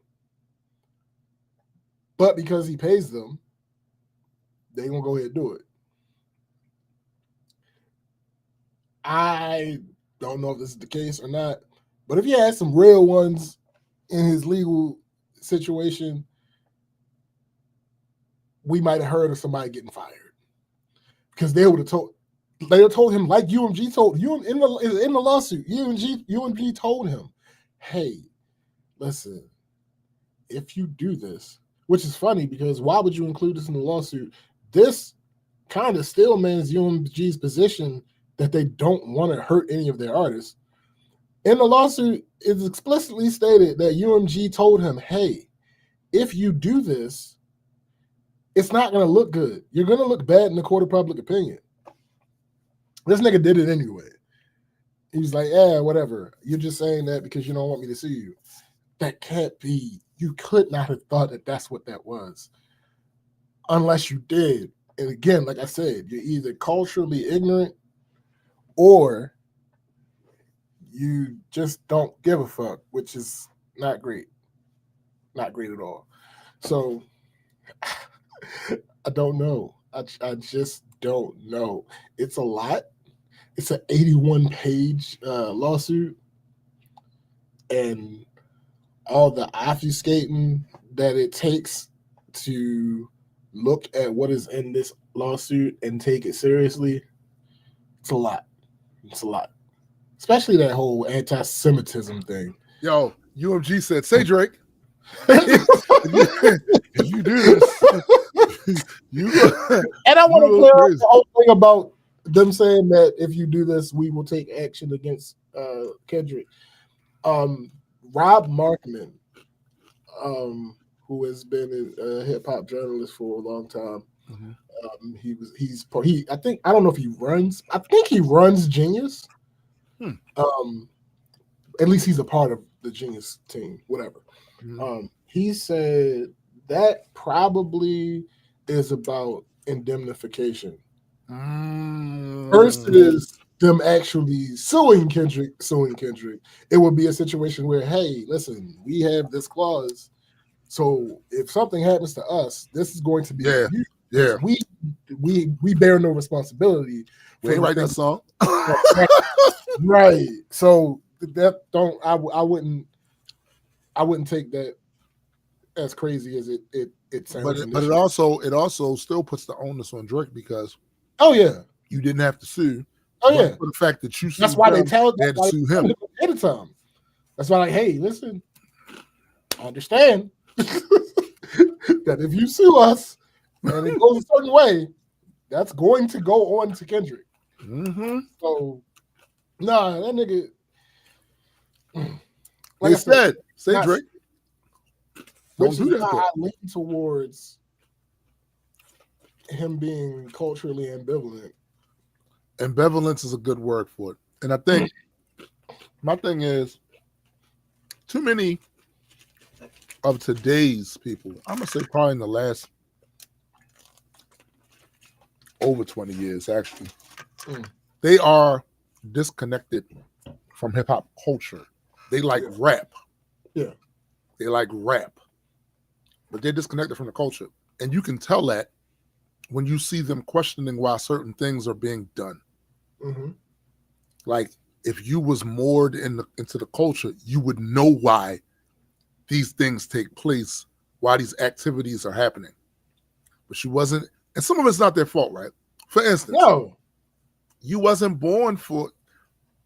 I remember when hip hop started to just go crazy, right? I remember the times right before it and when it started to explode. I remember how it hit Baltimore, where overnight you had breakdancers, graffiti artists, DJs, rappers. Blocks were battling blocks. Like it was an explosion of this culture that came from the South Bronx. You can literally call it South Bronx culture, right? That spread out every place else, right? A lot of these people now that listen to rap, when they think of hip hop, they only think of the music. Yeah. And because of the fact that I was old enough to participate in that era, when I think of hip hop, I think of it so much differently than a lot of them. So that, in effect, is not their fault. They wasn't born. It's like during the whole Star Wars, when Star Wars first came out. You have to forgive people that don't think of it as a big deal. They wasn't born when this was everything. Right. On your curtains. Go to McDonald's, it's on the cup. Like, they wasn't here for lines around the corner to see the shit. They wasn't here for that. So for them, this is a B at best science fiction movie from the 70s or some shit, right? They don't see it with the same reverence because they wasn't there to experience the cultural relevance of it, right? That's how hip hop is. There was an era of time where hip hop was the whole shebang, bro. It was the whole shebang. And now it's rap. It's relatively just rap in the minds of average people.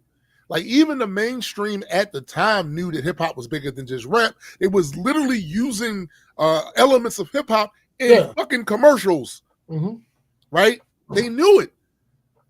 But as time went on, it got relegated to just rap because of that's the commodity. That's the thing that could be commodified. Records can be commodified. Breakdancing can't be really commodified. They tried it with movies and shit.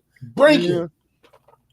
Yeah, you know what I'm saying? Beat Street, right? They tried it. They tried it with movies, but what could truly be commodified is the music aspect of it. So that's what winds up filtering to the younger generation is Hip hop is rap. It's the music part of it. So they don't see it the same. And I think Drake is part of that. Like, he don't see it the same as somebody like me who was there for the shit. So he's looking at it like, oh, it's music. People make albums. That's what rap is. We make albums and we rap and we listen to beats and we battle. Yeah, that's rap. That's hip hop. No.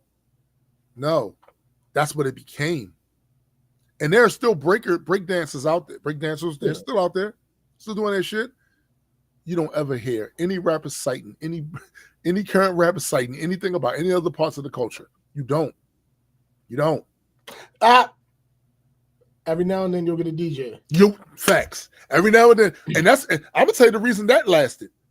That lasted because niggas, like a certain DJ academics, felt like they needed to put DJ on their name and then claim, oh, in college I DJ. We ain't got one video. Nobody with the phone. Like, DJ, look at the DJ, they're killing it. I won. You DJ like I DJ at parties. Put a record on and shit. Yeah. That's funny. It turns out, well, there you go. You know what I'm saying? Like, if I was DJ Academics and I actually had that, nigga, with all the new tools and shit they got now, there'd be a video out there floating to me, current shit. Doing my, you know what I'm saying? Like, no, none, nothing, zilch, zero. Cause when y'all think of culture now, y'all think of hip hop culture now, y'all don't think about the elements. Y'all think about how we talk about, like, the community that's talking about the music and the superstars within it. That's how y'all talk about. Y'all don't talk about breaking. Y'all don't talk about graffiti art. Y'all don't talk about none of that shit. Y'all talk about, this is the culture. And I'll be looking like, I mean, sure, but not really. That's it. Sure, I get why you think, but not really. And that's the other reason that's the other reason why I feel that I have a certain reverence for it, because I remember how it made me feel at the time. So I can't expect those who weren't, or they weren't invested or had somebody that was older than them telling them about it. And then, because there's plenty of videos, there's plenty of footage of that time. You can go back and I know people that literally went and looked at that shit was crazy back then. Right. At least this person had an appreciation enough to go back and go, oh, that's what niggas was doing? That's crazy. It's not exactly the same, but it's no different than when I fell in love with my mother's music. Because I didn't start out, I didn't care about that. And I got a certain age, I started listening to old Motown songs like, this shit is dope. I gained an appreciation for the music and shit that came before and how they was doing shit and all that other stuff. Everybody ain't have that epiphany with hip hop. Like, nigga, it's just rap. Look, you had Aiden Ross while Drake was on his podcast talking about, man, hip hop is dead. This motherfucker who knows nothing about anything about hip hop felt like he felt that he was justified in being able to say that hip hop is dead. Nigga, please. Who asked you? And I got to give Drake his props. And I rarely do that. Drake checked that shit. Now, he never die. Hip hop never die. I got to give him his props. That's what. Because if he hadn't have said that, he'd have really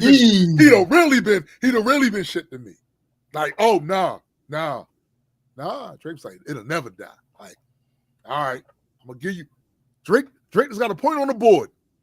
He got a point with me on the board for not letting this cornball, this corn billion say that shit without a response. No motherfucker say no shit, even if it is, you don't get to say it.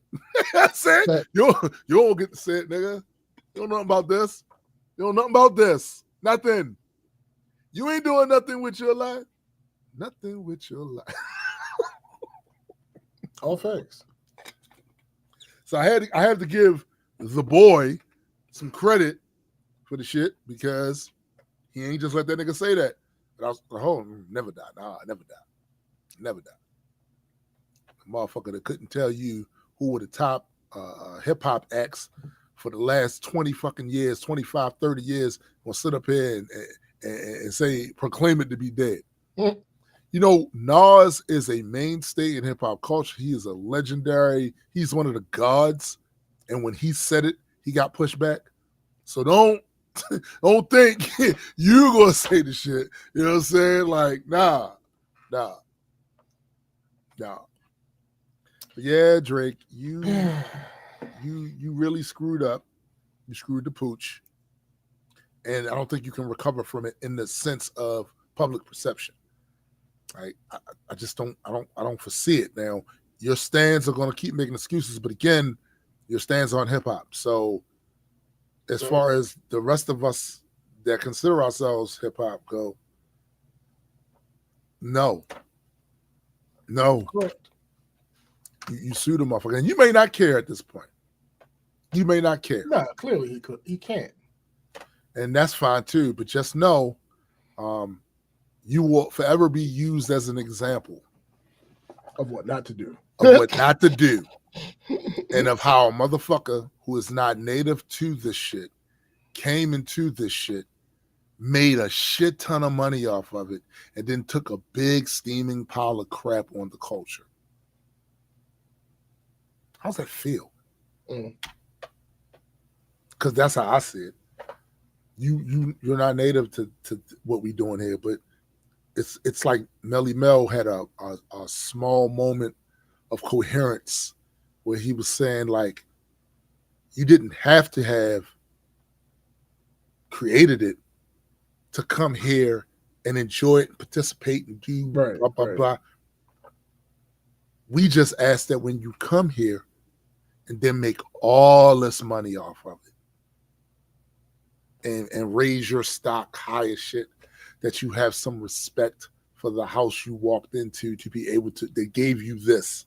That's it. And not just come over here like a fucking colonizer and not respect the culture, but take all the value you could get from what was the resources that was there, squeeze that shit out, and then discard it and talk shit on it. Nah. That's all. And you know, perhaps we should ask for more from motherfuckers. Sure. You know what I'm saying? You just came over here and secured the financial outlook of not just you, but your family for generations to come off of a culture that you're not native to, and you can't do the least little thing, like being Eminem. Eminem was the only one that I saw get on an award show and shout out and thank the pioneers, not just the people that got him into it, the people that made that's responsible for us even having it. He's the only one I saw do that shit. I don't think we asking for much. What's up, Scott? What up? I don't think we're asking for much at all. For people just to, can you show some respect for the place you just made $16 quintillion off of? Got the big ass mansion and all the cars and all that other shit. You eating real good. Your kids will never have to do really anything, right? As far as career, except for what they want to fucking do. Elevated during time. Can you not then take a shit on it? I don't think that's asking for much. In fact, I think it's the bare minimum. It's the fucking bare minimum. Absolutely. And to be clear with you, there are some things Drake did. It's absolutely hip hop. Oh yeah, absolutely hip hop. Facts. The only reason we got to this point of being able to express how non-hip hop he is because he was doing hip hop shit. Yeah, we wouldn't if he had never done hip hop shit. This would all been expected. Like, we kind of expect that from. The reason people are talking about it is because you have done some hip hop shit. Yeah. You know, like I haven't seen this tape, at least in this way. Mm-hmm. Drake, it seems like, because I don't know the nigga. I ain't never talked to the nigga in my life, so I can only go off of the shit I see him do in public, the shit I hear him say. Right. And it seems like, which makes me even more upset. Mm-hmm. It seems like his purpose is to ruin rap battles. Yeah. Yeah. Because what other thing do you think could come out of this? That's the only thing that comes out of it. Think about it. Once it's a precedent set, say he gets away with this. Mm-hmm. Say he goes to court and somehow some judge agrees with his shit, or a jury. He wants the jury thing. Say some jury winds up agreeing with this. Now you've set a precedent where hereafter, niggas gonna have to get some sort of signed agreement that they won't sue each other if they battle. You know how corny that is? Right. Do you know how much that degrades everything? This last bastion of hip hop. The last bastion, the only part of hip hop that was able to be commodified to a point where it made billions of dollars for people who were never part of the culture. Executives and so forth, music lawyers, all of that shit. Just imagine, Disco said, if it's a jury of your peers, all the motherfuckers better be rappers. But look, just imagine what's going to come, the fallout from this if he wins. Yeah. Is that he will have irrevocably changed the landscape of an integral part of hip-hop culture. Mm-hmm. And the other thing is, how long do you think it's going to be? Because it happened in the mainstream. How long do you think it's going to be before somebody tries that in battle rap itself? Right. Yeah. Unfortunately. Listen, we threw rock away as black people. Black people invented rock and roll. We threw it away.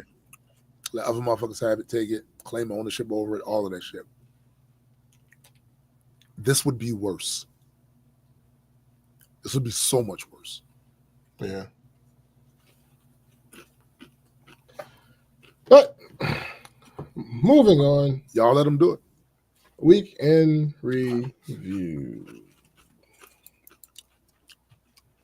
So, let me tell you about my week. Because it ain't long. Mm-hmm.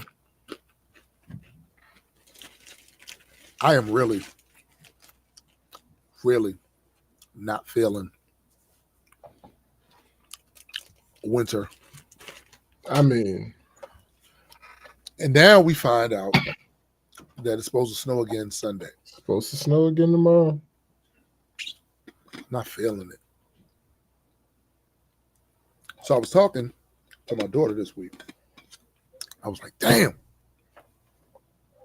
And it's supposed to snow again Friday. Huh? What? Oh, yeah, I saw that. I told her, I was like, damn, it would be nice if we get the fuck up out of here at least for a week. Right? Go someplace where it's goddamn warm. She was like, yeah, we could go back down Panama. I said, well, yeah, we could, because that's a cheap trip. Mm-hmm. It is. It's a cheap trip. Like, we ain't hardly pay shit in comparison to some of the others. We came back with money, right? But we're unable to do that for several reasons. People being able to get the time off, it's that whole thing right there. So what I decided to do is as much stuff as I did this week that had to do with that was comic book related. I did about as much music related stuff as comic book related stuff. And I had to realize something too. I gotta refamiliarize myself with photography again, because I have been lapsed on it because it hasn't been my focus. Mm-hmm. And I gotta help shoot a wedding. Now, thankfully, I'm not in control of the whole thing. I'm doing candids and stuff like that or whatever, But still, though, and I started to go back and look at some of my old videos that I had in these playlists, and all sorts of shit. And I said to myself, damn, yo, I used to love this shit. This shit, I would be just eating breakfast or whatever. And I'm watching as entertainment for breakfast tutorials on camera shit and photography shit. And I'm watching some of these older videos on it. And I'm looking at the people out and about, right? They're going to these specific places to illustrate the points they're trying to teach you in the thing. And I'm going, damn. Yo, we used to do that. Mm-hmm. We used to do that. So that took me down the rabbit hole of looking at old footage, old videos. Me, this nigga, and Keith at National Harbor. Or me and this nigga at Out Columbia and shit. Yo, those were good at. Listen. Those times beat my Universal Studios times. They just do. They do. They do. I start thinking about just all of the creativity and shit that I've been involved with for years. This week has been me trying to recapture that shit. And wouldn't you know it? It just so also happened this week that this happened.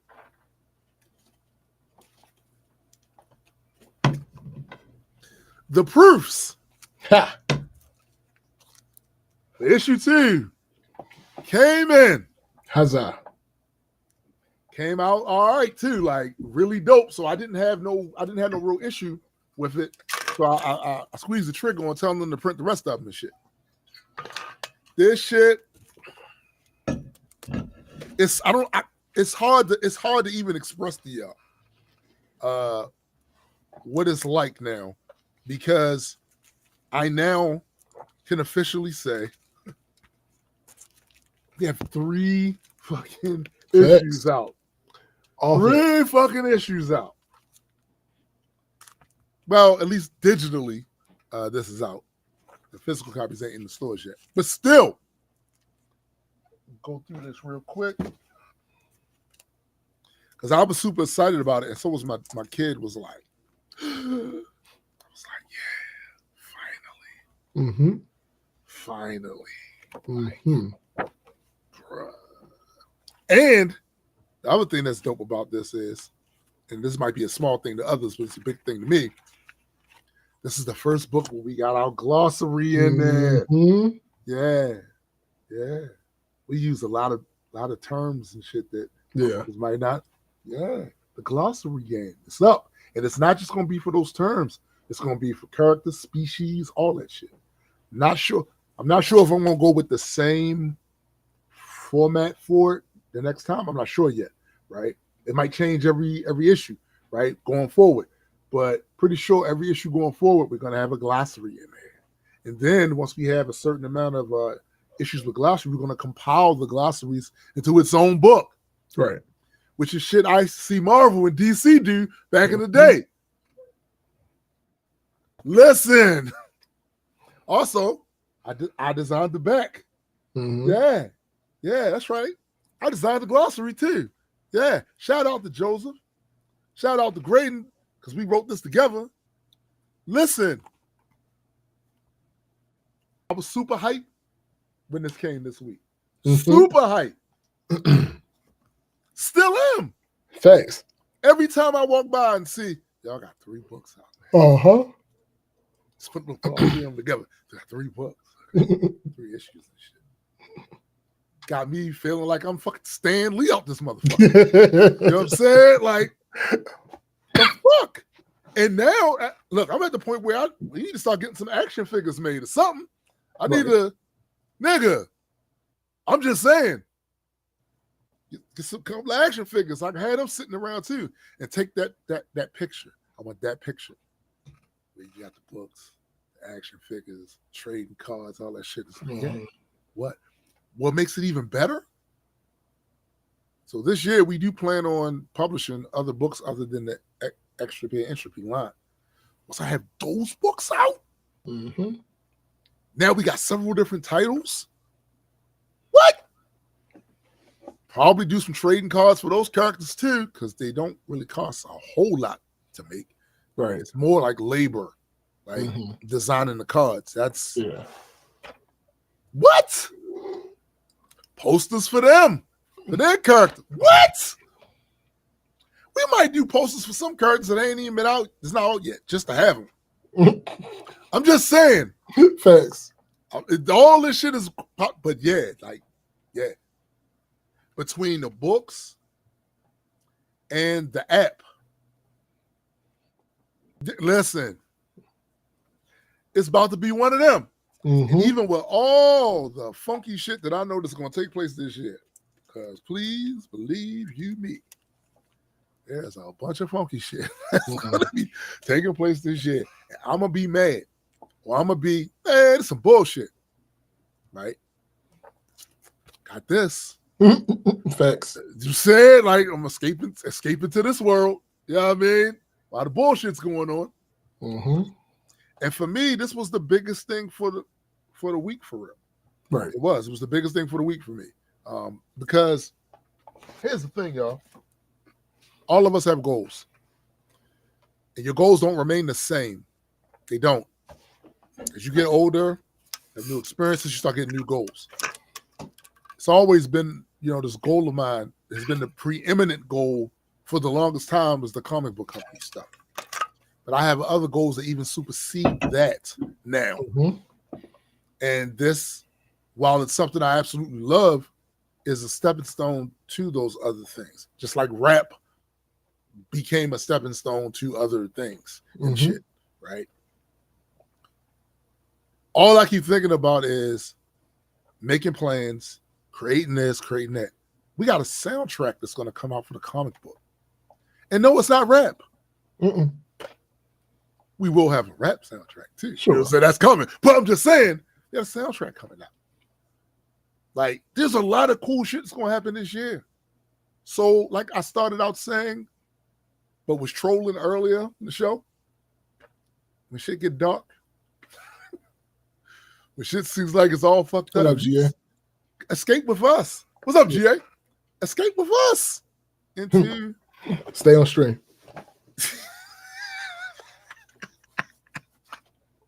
That's all. Stay on stream. And as the boy told Casanat, stay on stream. You know what I'm saying? But yeah, that's my week. Right. All right. So two things. I think it's two things. One of them long as shit, but yo, GA said Don made this boy super crash out. Yo, we did a whole segment on that shit. Yeah. Wedding watch. It's funny because I gotta watch, but so we've basically finalized the guest list. You don't need a watch. Shut up. We're doing a small-ish wedding because we ain't what? Like that. You said you're doing what? A smallish wedding because we ain't balling like that. Maybe because I don't have the experience with weddings that you do. You've been probably to a couple. That don't look small to me. It's absolutely small. That list, that number you gave was like, no, it's absolutely small. Like it's damn near tiny. Like you should print the Princess Diana wedding to me. No, nigga, it's tiny. Like people, you say that number to certain people, they like how, and part of me was like, yeah, how are we going to be able to make this work? But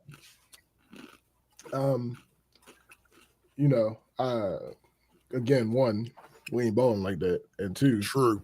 I don't like people or attention. True. So yeah. Oh, yo, you about to get the Dalai Lama of all. Oh no, I'm gonna be out. Like nigga. No, I'm gonna be out. I got a whole room that I can escape to, and that's not even a joke. Like, legitimately, I have an entire room that I can. I saw the rooms. Chrissy showed me the room. I saw the rooms. So we have the bartender basically all but booked. We have the photography and video locked in, of course. Of course, this will be a collaboration between Multi World Entertainment and Fish Tumor Productions. For those who somehow don't know who Shafril is, he's an amazing video / photographer. You've likely seen his work as he's collaborated with us together and separately. He's also done music videos for several GU artists. So y'all have seen his work before. He's an absolute beast at this wedding thing. Yeah, because listen, me and this nigga has done a lot of shit. We've done product photography. We've shot models. We even shot goddamn commercials for boutiques, shit like that. Parties. I have never shot a wedding. Yeah, never shot a wedding. Discord, it will be recorded. Well, there will be a video of it. It will not be recorded or streamed. Absolutely not. The revolution will not be televised. And like I said, Shafir's an absolute beast at this wedding thing. I've not only seen his product, but I have had the pleasure of working a wedding with him. Right. Nigga. A nigga know what he doing. A nigga know what he doing. We have the baker lined up. We have the tasting for the caterer schedule. You have the baker? Yeah. You have the candlestick maker? No, shut up. I got the watch. Now I messed up. It's been so long. You broke it. Well, no. It's been so long since I bought a watch that I got the wrong size. So I might still, I mean, it's not, when I say wrong size, I mean, it's not the size that no. The face. It's not the size that I generally like. I might still go with it, but I might end up getting another one. You don't need and then another one. And then another one. You're never going to use that. Whatever. Never. What are you talking about? You're going to look at your phone every time you want to see what time. The watch isn't for time. What is you old? See, yeah, you old. I get it. You don't need a watch. Back in your day, niggas was using watches to look at the time. I know. Yeah, I understand. I understand. You might get a bracelet. Get a bracelet. No, I have never. Get a bracelet. Like none of the y'all know. If y'all been here long enough, y'all know I got a collection. I have never used any of the watches that I currently have for time. It's decoration. It's decoration. It's decoration. Get a bracelet. 100%. No. Get a diamond crusted. I'm not getting no guy. No, I ain't doing all that. So basically, if I'm gonna be forced to dress up, one thing I'm gonna do is make sure I got my watch. This nigga said if I'm being forced to, I feel him though. Yeah, nigga, that's because I gotta be forced to be dressed up too, and I hate that shit. Sam Jones, what up, bro? What up, Sam? If I'm gonna be forced to dress up, I'm gonna have me a watch. I'm gonna have me a watch. Funny enough, the couple of occasions that we went through last year, and it was like dress up type stuff. I'm like, oh, I'm gonna get a watch for that one. I'm gonna get a watch for that one. Nigga, I have never. Listen, it's only right. I have never bought a watch for decoration. I believe it. I want it needed to look good, sure, but I got a phone. You were buying a watch to tell time or some bullshit like that. That's before the cell phone era. Listen, I know, I get it, but I've had a cell phone since I was like 15 or some shit like that. So because you're a baby. Well, listen, call it what you want. Cell phone at 15. Oh, so me back then it didn't exist. Exactly. It was the big dumbass Miami Vice phone. Yo, yeah, listen. Anybody had that shit? Yeah, mine was a flip phone. Yeah, pull it out your pocket real quick. Call you text somebody. You gotta hit the button 3 times to get to each letter. You know, T9 predictive text. Oh my goodness! That whole thing. Yeah. But yeah, and we ain't had that shit. Look, clearly the goddamn what up, sis? Car phone. What up, sis? The goddamn car phone and shit. Nah, I don't. Yeah. I think I ain't gonna say been in. That's probably it's probably more than that. But as far as I've ever noticed, I've only been in one vehicle that had a car phone. That's because you have had brushes with wealth. Me, Hold on, I've nigga. never been in a car. I ain't saying none of this like that. Nigga, it was after I had my cell phone. So it was an old technology by the time I saw one. And it was goddamn brushes with my ass. So yeah, as far as everything else, Chrissy's been just doing the job of the jobs. And if I'm allowed to say so. You allowed? Okay, she's been doing an amazing job with all you biased, but and we had, I mean, listen, everybody biased. As a matter of fact, I don't even know exactly what she's doing, and I'm biased, saying, "Yo, she's killing that shit." and then we have an amazing team. So, like, you got a team? Everybody, crazy. I mean, I always had a team.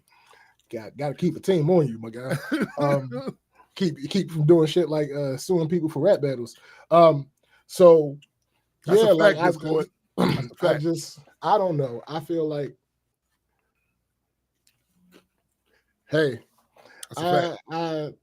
everything with that is going. Actually, we kind of in a waiting pattern with everything. Of course, yo, there's literally nothing that, like, I could be misspeaking and I could have overlooked something, but at this point, I think we've reached the point where, like, we're just waiting for shit to happen now. Because, like, I've already planned all the. She's already had her talk with her head wedding party of her side of the wedding party. I've already had the talks with the head of my side of the wedding party. We already done all that shit. So basically, it's just a waiting game now. And that's kind of the annoying part. That's a lot of people there, though, yo. You say it's not, but that is not a lot of people at all. Weddings, matter of fact, I'm curious now. So I'm going to Google the average wedding size in the U.S.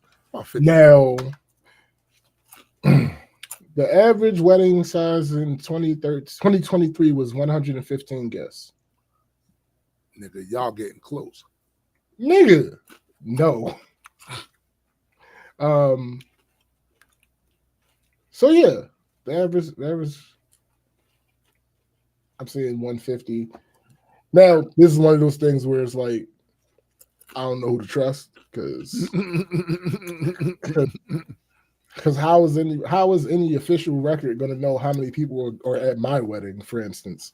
So like that's like certain statistics. It's just like whatever. So that's why I'm looking at several different answers. Right.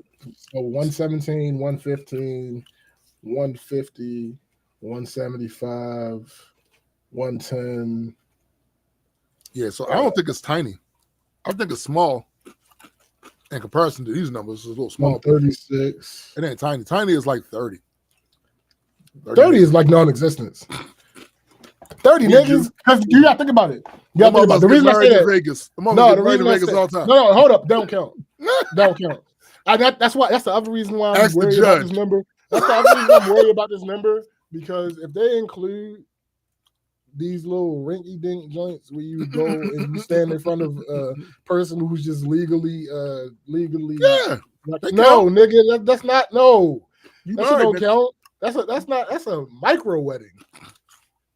Like, that's cool for them. You're still married, nigga. No, that's absolutely. She's going to divorce you, take all your shit. That's a micro wedding. I don't like. That's a dwarf wedding. Like a dwarf planet, yeah. Like a dwarf planet, yeah. It's a dwarf wedding.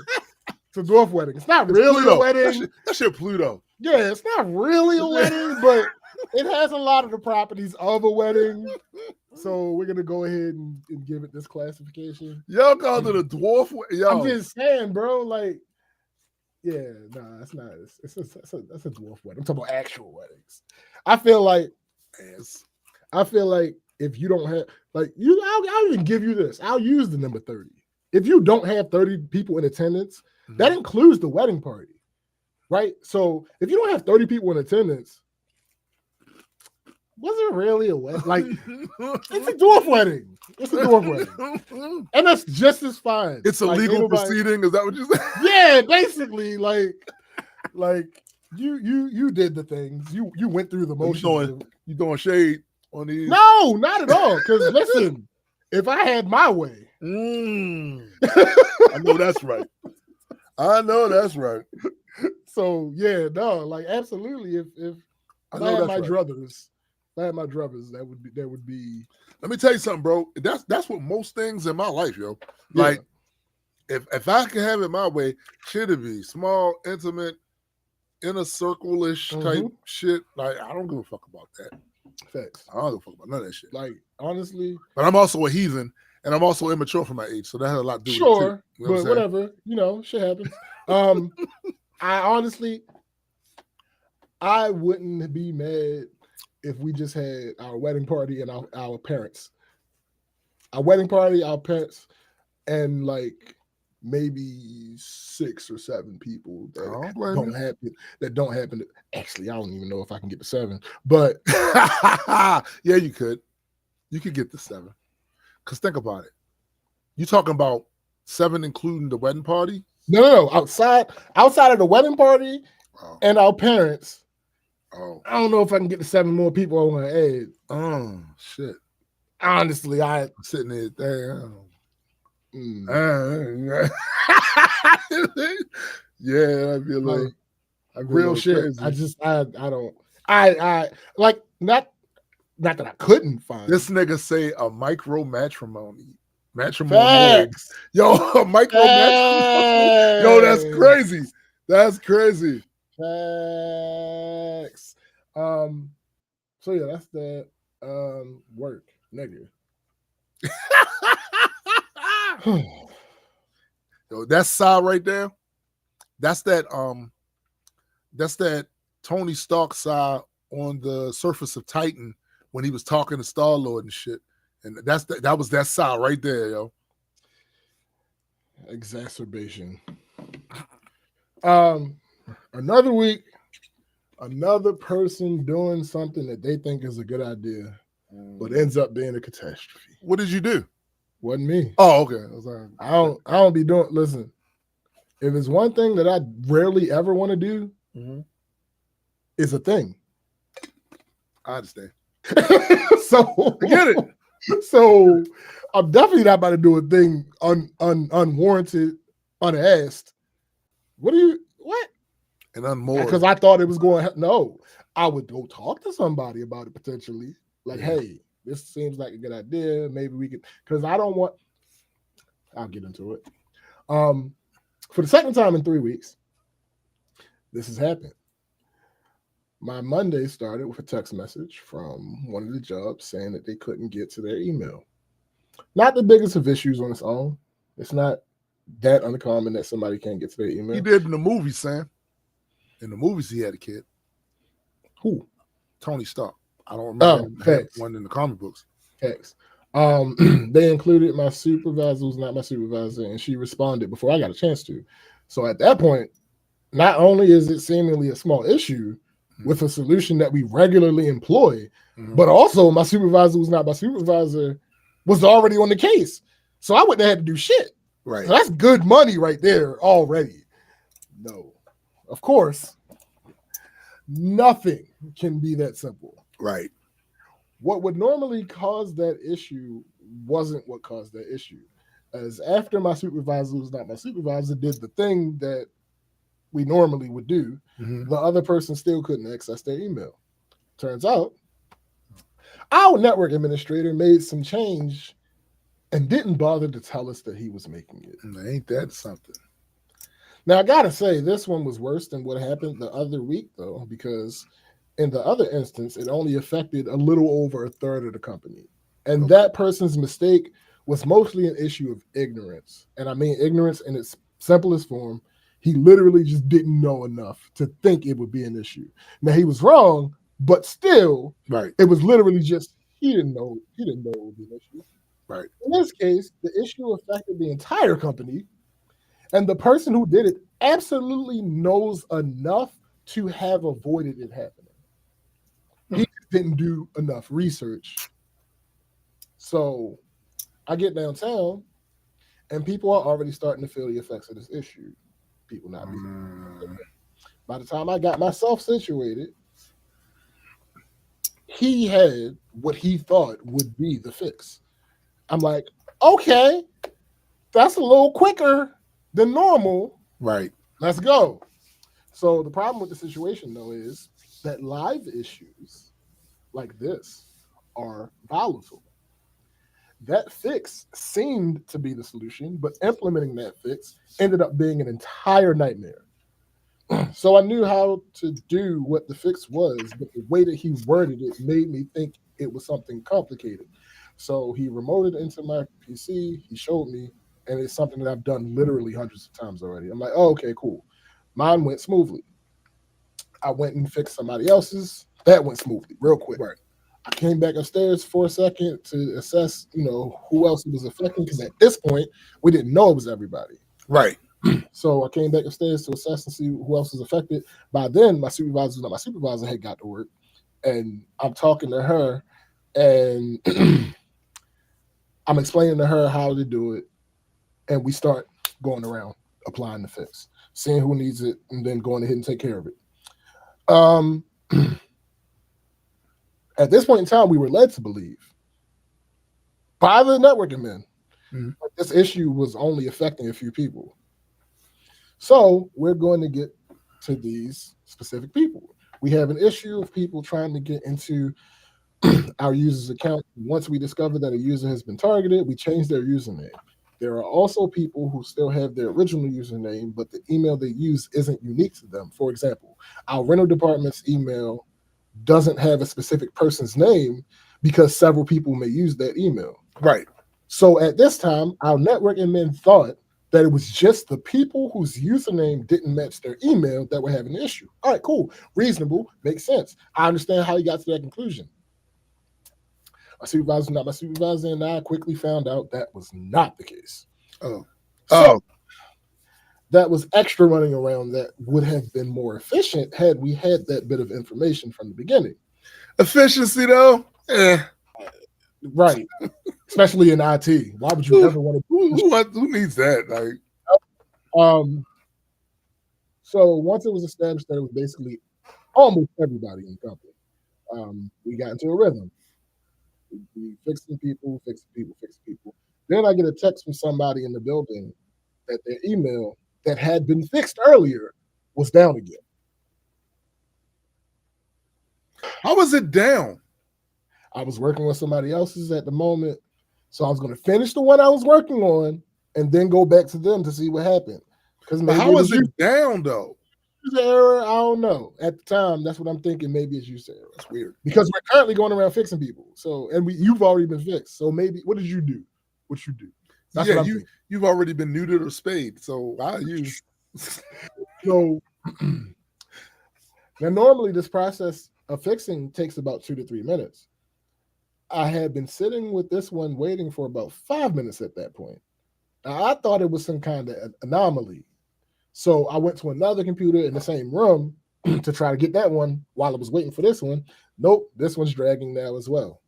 So that first one took about 15 minutes to finally go through. And the second one still wasn't done. Damn. So I went to the person who texted me to fix their email. It went through, but it went longer. It took longer than it did the first time I did it. Right. So we told the network administrator about the slowdowns.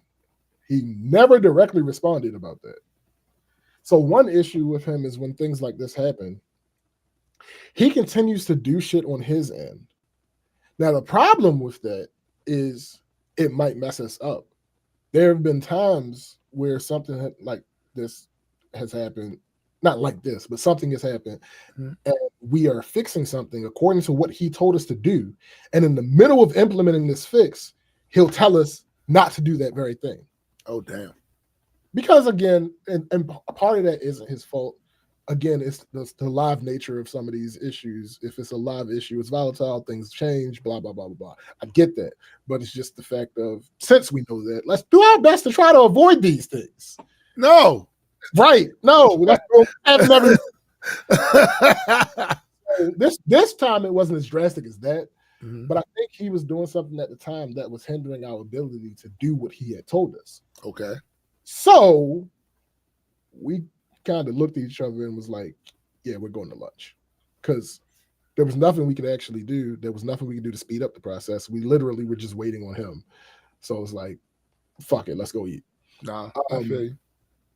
Then I had this exchange while fixing, after we started it back again, after lunch and everything, we started back fixing people. And I had this exchange while fixing one person's email. Again, my hair. Again, my hair. James got a haircut. I mean, listen, what to shoot them a little bit. Well, I can't call What? it bail. I'm about to give him some commissary. It ain't really bail. Mm. You cut your hair, B. So I people did. want to be. No. Oh. So James got a haircut. Cap's got teeth stuff. Right. James got a haircut. James did not get a haircut. Well, is this the same person? No. Oh, I was about to say, jeez. James got a haircut. James did not get a haircut. Well, what did you have? Extensions? No. Yo, it's extensions is diabolical. Right. What did you have? Extensions? No. Then what the hell did you do? You wouldn't understand if I told you. Try me. Okay. No, try Jesus. Not me. You know what I'm saying? Okay. I combed out my locks. Now, we were in the room with Marcus at the time. Okay. She looks at Marcus. Isn't that what I said? Hell, hold up. Stop. This is the equivalent of saying, tied your shoelaces. No, I didn't. I just polished my shoes. That's the same thing. No, it's not. Yes, it's related to shoes. Sure. But polishing your shoes and tying your shoelaces are not the same. What? So she looks at Marcus. She says, isn't that what I said? He just completely ignores her because what the fuck do you mean? Like, no. She looks back at me. Stop I'm trying to be confused. right when you're wrong. Right. She looks back at me. She says, I'm confused. Indubitably. So her account at this exact moment, her account got validated. I said out of my mouth, I did not mean to do this. Let me preface this by saying this. I did not mean to say this. It's just what happened because of the moment. Out of my mouth, audibly, I said, shit, perfect timing. Wow. Marcus bust out laughing. I clicked on the screen 3 more times, saw myself out of the situation. So yo, I didn't mean to say it. It's what I meant. Absolutely. You just didn't mean to say I it. didn't mean for that to come out at work. But it's too late. Hey, Project 2020. Listen. It is what it is. By the end of the day, we basically had the downtown office straight. So I was supposed to go east that day, but ended up spending the entire day downtown. So at the end of the day, my supervisor, who's not my supervisor, mentions a couple jobs that she wants me to check on, and all of them happen to be over west. I'm like, that's perfect because tomorrow is my West Side day. So she was like, all right, great. So I was going to take care of them when I went out on my West Side day. I get to the downtown office that next day, and before I settle in, I get a text from my supervisor. It's not my supervisor, telling me that she was about breaking news. This just in. GNX has now sold over 1 million total units in the U.S. Anyway, carry on. So my supervisor, not my supervisor, texting me like, hey, I'm at such and such East Side property. I'm going to just go ahead and do the East Side. I say, all right, cool. Well, since you're already out there, I'm going to go head out to the West Side now. Right. And we get them done. Right. So that was a schedule change. We got most of the field fixed that day. Wednesday is my day to be downtown all day. I get a text talking about the email from somebody. I tell them, yes, we're having a company-wide issue, and I'll get to you when I can. Right. A couple hours later, their boss says the same thing to me. Such and such email down. Say, yes, the issue is company-wide. The issue that I helped you with 2 days ago is company-wide. They will be next on my list. Next on my list of suckers. Like 20 minutes later. 20 minutes later. My supervisor is not my supervisor. Text me, hey, can you take care of such and such? Same place. Mm-hmm.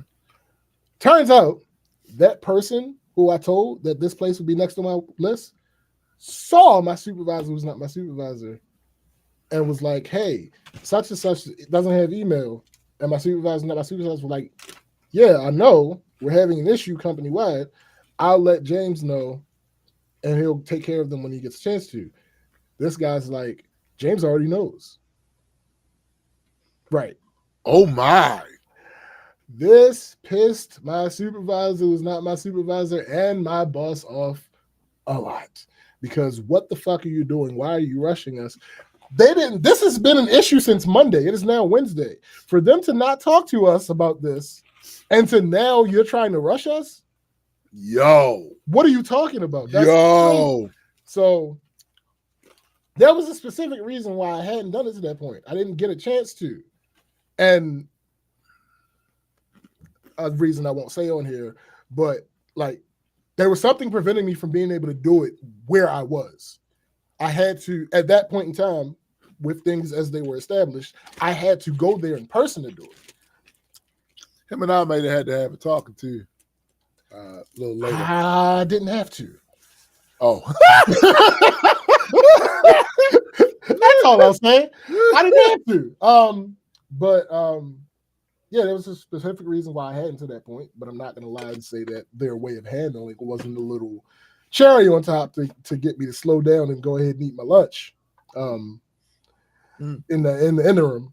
But there was also another thing hindering me from doing it separate from all of this.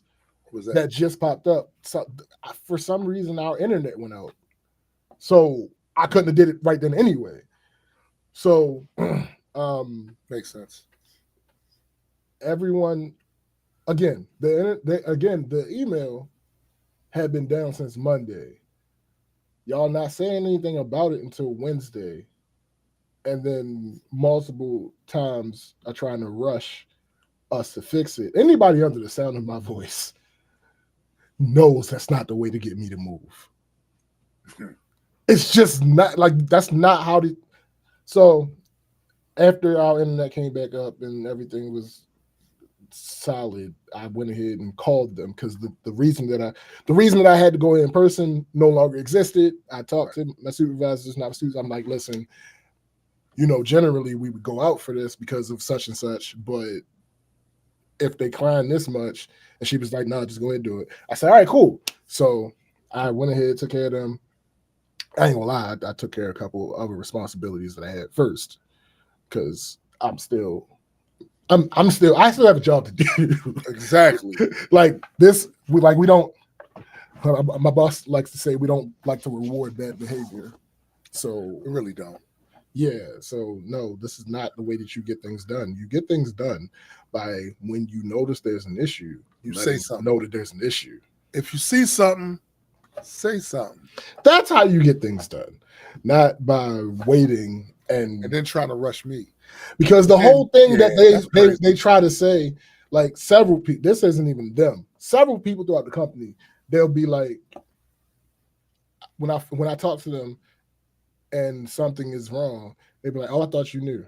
How? You didn't tell me. That's a cop-out, by the way. Oh, absolutely. 100%. Cop-out. 100%. I called one of the places when they're 2 weeks ago when the internet went down for those places. I called one of the places and they're like, oh, just the person I wanted to talk to. Then why didn't you talk to me? I'm calling you right now. Just the person I want to talk to. Maybe the internet, maybe the email wasn't down. Your phone was down. There was no way to communicate with you. Phones are fine. And they have my cell phone number. Yeah, but maybe it was interference with the cell phone. No, all that was wrong. That snowstorm probably. They called each other to tell each other that their shit wasn't working. Oh. Yeah. They was able to call each other. Mm-hmm. They weren't able to call you. Yeah. Well, could it have been? No, that wouldn't have No. been the case. No, they decided to call each other to see if their other people's internet was down, and that somehow must have been assurance enough for them. Like, oh, okay, I don't have to worry about it because their internet's down too. I don't know. I don't know what goes on. That would have been wild to think. Yeah. So at the end of that day, my boss, Everything look none of us have it. So we cool. Yeah, No, so everything's fine. No, nigga, you have work to do. What do you mean? How is There it? are things that you can't do because you don't have internet. So if one person, I'm trying to understand that. Start wrapping my brain around. If one person is having an issue, and instead of calling you, there's limits if everybody else is having it, because the logic is that if everybody else is having it, it's normal. It's not normal. It's not normal. So to be clear, before I respond to that, Biddy says, curious questions, does any of your work colleagues watch this and know about it? Yes, absolutely. So to respond to that, the only bail I can shoot them, right? This ain't bad. Is it's common.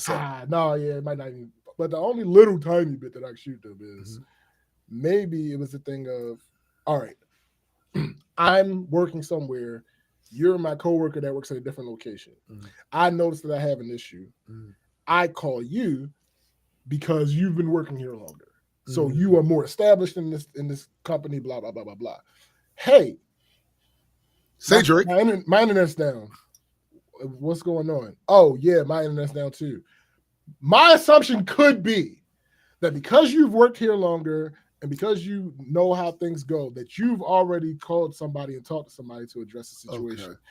That's the only thing I can think. So that's still not. What I will say is, it's not bail. It's commissary. Like, right. You put some money on their books a little bit, but at the end of the day, even if it's just one of you, you can't get done what you need to get done, right, for the day. So it seems to me you would be interested in trying to resolve that issue, even if it isn't everybody else's.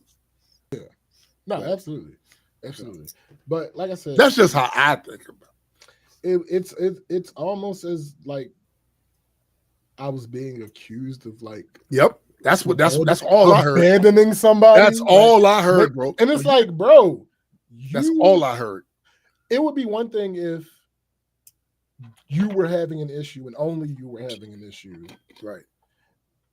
In that case, generally, like, big issues take precedent over normal responsibilities because it's a big issue. Absolutely. But this isn't a big issue. This is a huge issue. This is a catastrophe. This is company wide. Yeah. So, yeah. And y'all aren't so it's company wide and it's not everybody though. So if your shit wasn't working, I wouldn't know unless you told me. True. Because like when I was out in the field fixing the places, like this location, the main email was not working and the manager's email was not working. This location, the manager's email was fine, but the main location email wasn't working. This location, the main email is not working, but the manager's so no, I'm not going to just assume that you're having an issue if you haven't talked to me. And that's what my boss said. My boss was like, no, we aren't mind readers. If you have an issue, you're supposed to let us know. So by the end of the day, she had wrote a nastygram and sent it to all the managers. She wrote a nastygram, yeah, a little bit. She was like, basically, she was like, hey, say Drake, you're having a problem. You are to let one of us know about said problem.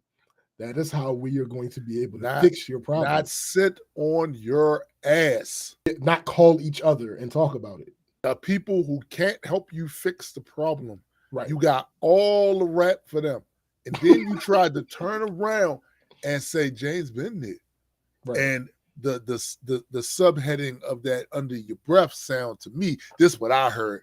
Yeah, lazy motherfucker ain't come do shit. I mean, basically, that's what that's why when you first said he was like, James Neal. I went, yo, Right. this is wild what he And the just crazy did. thing is, that person did the same thing in reverse 2 days before, because my supervisor was not my supervisor. When she was running around fixing people, he mentioned his issue to her.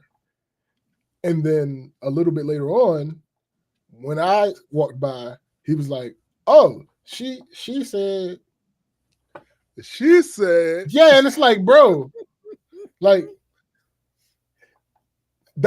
here's the thing. I do because of who it is, I do not necessarily think that he is trying to cause any issues with that. I think he's just being impatient.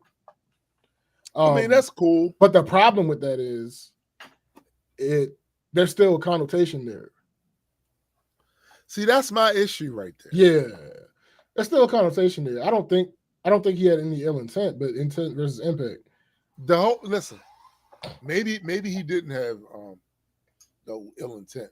But for me, the moment you said that he was like, James knew, what I got with it instinctively gets is, I throw this nigga up under the bus for this, man. This nigga, right? He just shit. I don't know what he over there doing and shit. But again, he didn't like bring it up out of nowhere. She said, "I'll let James know," and he was like, "Oh, James knows." Yeah, he know. Look, that's the basically the subject. He knows. That's the part that it was said. They do shit about it. Like, bro, what are you talking about? I said to you, they will be my next. Like, they're next. They are next. Like, and it's like having, and that's the other thing.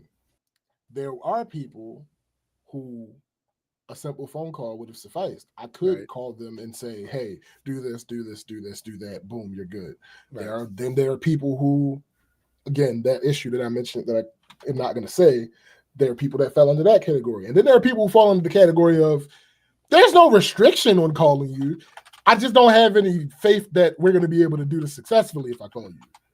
Right. So it was a whole combination of a bunch of things. And then I find out Thursday that issue that was caused by the network admin was potentially just one of a couple issues that are going to happen, because basically what happened is our server software was like way out of date. So we need to update it to a certain point, but it was so out of date that we couldn't update it from that to the latest. We had to update from this to this. And then the next step is from this to this. And when that one happens, this whole thing might happen all over again. Right. So getting braced for that shit, because that'll be annoying. But the difference will be we will know ahead of time. And we will be prepared. And we will be prepared and understand that this is something that we're going to have to deal with. And versus it being sprung about somebody saying James knew. No, we might still have to worry about somebody saying James knew. That's absolutely possible. It's a change. Listen, here's the thing. Here's the thing. I am open enough with my peoples that that don't really, because all right, I'll give you an example. Like there are people who will like just take advantage of every situation they possibly can, right? So I try my best, of course, to not do that, right? For the example I'll give you is Tuesday when I was riding around and I was off a schedule, because my schedule is generally, not even generally, my schedule is that on the days that I go in the field, I go downtown first. Right. And for the evening, I'm out in the field and I go home from the field. But because what was going on, I ended up going, I was downtown, but I was only downtown for like 10, 20 minutes. And I headed out to the field. So, and it was a West Side day. I live on the West. I live at one of our properties. I would live at one of our properties on the West. I could have stayed out in the West all day. Sure. So that I could end my day at the rental office that is here. Sure. And then been right home. But no. And we know how much you love the ride home in traffic. That shit is terrible. But no, I didn't do that because mainly because I didn't know if anything else was going to pop up downtown that I'd have been needed for. So I was like, I'm not going to do that. I'll go ahead and go back downtown. And my boss texted me while I was out, and she was like, such and such is having an issue because you're the one that set it up. I want you to look at it because you probably would do better at fixing it, blah, blah, Right. blah. Right. So you end up having to go downtown anyway. No. Mm-mm. Are you coming back downtown today? He can wait until tomorrow if you're not. Oh. Like, oh no, I'm on my way. He can wait till tomorrow. No, listen. I literally no, you misunderstood. I literally was already on my way. Like I was already on my way downtown. I'd have turned back away. No, nigga, I'm not doing it all the way. No, I was already on my way back downtown. You wait till tomorrow. No, I was already on my way downtown. Because, like I said, you could have went downtown, went to Lexington Market, got yourself like some baked wings and some fucking mashed potatoes and fucking greens and shit. And he can wait till tomorrow. No, absolutely, I could have. The only reason why that even crossed my mind is because that's one of the things about Lexington Market I miss. Mm-hmm. The fucking wings with the macaroni. Wings. I made some wings the other day, nigga. They was. Whew. I mean, see, this type of shit that be bothering me about. No, bro. Like, I ain't get an email. You wasn't here. You wasn't here. Matter of fact, if Dave Fab came over, I threw some wings. Could have emailed me a wing or something. You know, I first as an attachment. I dry them off, make sure they're nice and dry, season them up a little bit, let the season marinate a little bit. I went in here, I seared them up in the cast iron skillet, seared them up a little bit, pulled them, made this gravy. Made the gravy real quick. Gravy and everything. Yeah, made the gravy real quick. Yeah, gravy and everything. Threw the wings back in the gravy. Then covered them up a little bit, put them in the oven for a little bit. Then after that, I took the cover off to get them a little crisp up a little bit, little crisp. Pulled them out. Had the homemade mashed potatoes, homemade loaded mashed potatoes. Cook a little spinach. You know how that, but you know how spinach go. Like you cook a whole bag of spinach, and end up being like you couldn't put none of that in the drop box and send it to me. No, it wasn't gonna work that way. It wasn't gonna work that way. It was when I pulled them wings out I can't stand this nigga. Yo, this nigga right here. This nigga right here, when man. I pulled them wings out the oven, my guy. This guy, what? Shit. Crazy. I ain't gonna hold you. I was like, oh, where you go? Oh, shit. God damn. My bad. This nigga was good. I'm just saying. This nigga. Wings was amazing. I might eat some when I get off of here. You still got it? Chrissy said I'm about to eat the rest of those wings right now.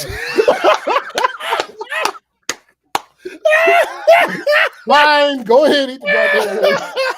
Hey, yo, Chrissy, wear them motherfuckers out. Wear them out.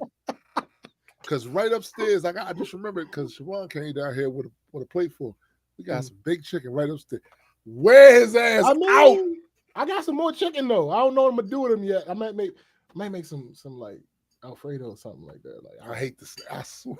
I don't know. I don't know what I'm doing with them yet. Like this nigga here. Because I got all the ingredient. Like we did the whole market thing, and she made an order because it's supposed to snow tomorrow. So we was like, yeah, let's just like grab some shit that like I could do several different things with, and like Alfredo is one of the options. I got all the ingredients for it, Just got this. Go ahead and make them up. Got the noodles and everything. Go ahead. Again, sear the chicken, and then make the sauce. This nigga, see, y'all see how he my bad. No, I'm just saying. I'm just saying. Like them wings. Look, they must have been because Chrissy just said I'm about to buy more. Listen, I had made. No, I ain't gonna do that. This nigga ain't shit. This nigga ain't shit. Well, I do need to do. I like you're making me think about it. Like I do need to buy some new cookware. I was about to say that. Because the main set that I've had for a little while, and they were a great gift. Don't get me wrong, but I don't think that they're meant to last as long as I've had them. Put it like that. Oh. They're not. They like, got some miles on them. Was you saying that? Not even. It's not even that it was that long. I just don't think they're made like for like. There's levels to everything, right? So like, one thing we do is especially when we in our less fortunate situations, we tend to stretch shit that ain't meant to be stretched. Nigga. So like I've noticed over my time cooking, like there's certain basically I ain't gonna say never, outside of like cast iron skillets and we got a this one stainless steel joint that I got, I've really never had like owned. I've really never owned cookware that's actually good. Like that. See, and that's what I don't understand because of the fact that you do cook. Because growing up, it was never. Growing up, I ain't never know that shit. Like, I never knew like there was there were levels to the degree that it really mattered. How long has it been since you discovered that? Long enough that I should have had something. You should have. Oh, absolutely. But well, here's the thing. It wasn't a priority. It wasn't a priority. That's all it was. Right? It's really all it was, yo. Like, and it probably should have been a priority. I ain't gonna hold you, but a little bit priority. It wasn't a priority because I can still. I feel like now, since you are starting a new family and all of that, yeah, now's the perfect time for you to go and get that shit. Because I'm sure Chaos wouldn't mind having a meal or two cooked for him. No, we don't even play that game. Honestly, I probably would, but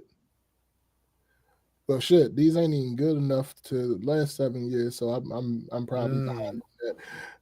But yeah, I would be fine making him shit if I knew he would eat it. We've never seen him like he'll do this. He just nosy as fuck. Like he looked like him. That picture Chris put up. I said, I recognize that look. You stupid. No, I know that look. Real shit. Like, because you know they're not supposed to have a bunch of seasonings and all that other shit, right? So there are times when like I'll happen to have like the inside of a store bought chicken breast. So I know it ain't got that much Yeah, facts. So like I'll like hold it to him and he'll come up and he'll sniff it and then go. He will not eat it. So like because of that, I feel like he not gonna want to eat. He like his cat food. I mean, y'all feeding him rocks or is he getting wet food? Both. All right, so frequency, like do y'all feed him at a certain time or does you allow him free range? Nah, he get a can of wet in the morning, a can of wet in the evening, and whenever he is out of his dry food, I give him dry food. All right. So here's the thing, right? Some cats are persnickety when it comes to what they eat. Like, I'll give you a classic example. I will never forget. We was living in Laurel. Wifey went and put the cat food down there, and it was a specific type of cat food that had shrimp in it. It's this big old, nice size shrimp, well, for a cat, nice size shrimp, sitting right there on top of the plate. Bruh. And that motherfucker Makiba walked over to that goddamn plate, sniffed it, and went, man, nigga, that's shrimp. That's shrimp. What the fuck? Yo, she petty. I wasn't. No, she posted, yo. She said it's 3 of them. I'm gonna give you one. I know. I know. Yo, you can split that in 2 pieces and then. See, this is the bullshit I be talking about right here. What? It's the bullshit, right? So it's only one wing. Listen, it's one wing. He could tear that shit up right now, get it out the way. Instead, he licking his fingers and shit. It's hot. It's Nick. What's supposed to do? It's hot. Come on. This nigga, first of all, he's eating a wing from a set of wings I didn't get none of. I ain't getting none out of the batch. Right? You know what? These are delightful. Yo, I can't. You know what? What? What are you doing? Come back. This nigga, this nigga is the worst, Joe. He's the worst. I don't understand. He's the worst, man. Mm-hmm. This nigga. It don't take this long. See how he doing it? It don't take this long to eat that. When he could have inhaled that motherfucker. And you're right, because it comes right up the bone. What? Let me lie you want me to tell you the truth? Yo, this nigga, man. Let me lie you want me to tell you the truth? This nigga ain't shit. What are you talking about? Oh. To this day, the best wings I've ever had. The best wings I ever had was in that spot that we went to last year. Not far from the house. No, they were good too.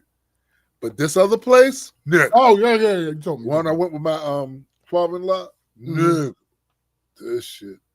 Because I remember sitting in there in my mind doing a comparison like, yo, the Point or the Sandlot or like what the fuck? This is one place here. Kissling's. You got to go to Kissling's and try their wings.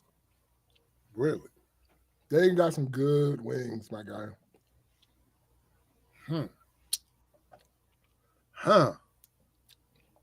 Listen. Funny enough, that day.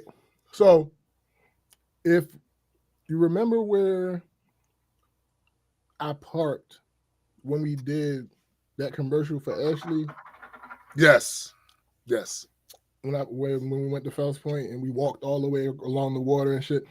Kissling's is like 2 blocks away from where I parked. Wow. Yo, it's crazy. But I didn't know it existed back then. Well, of course.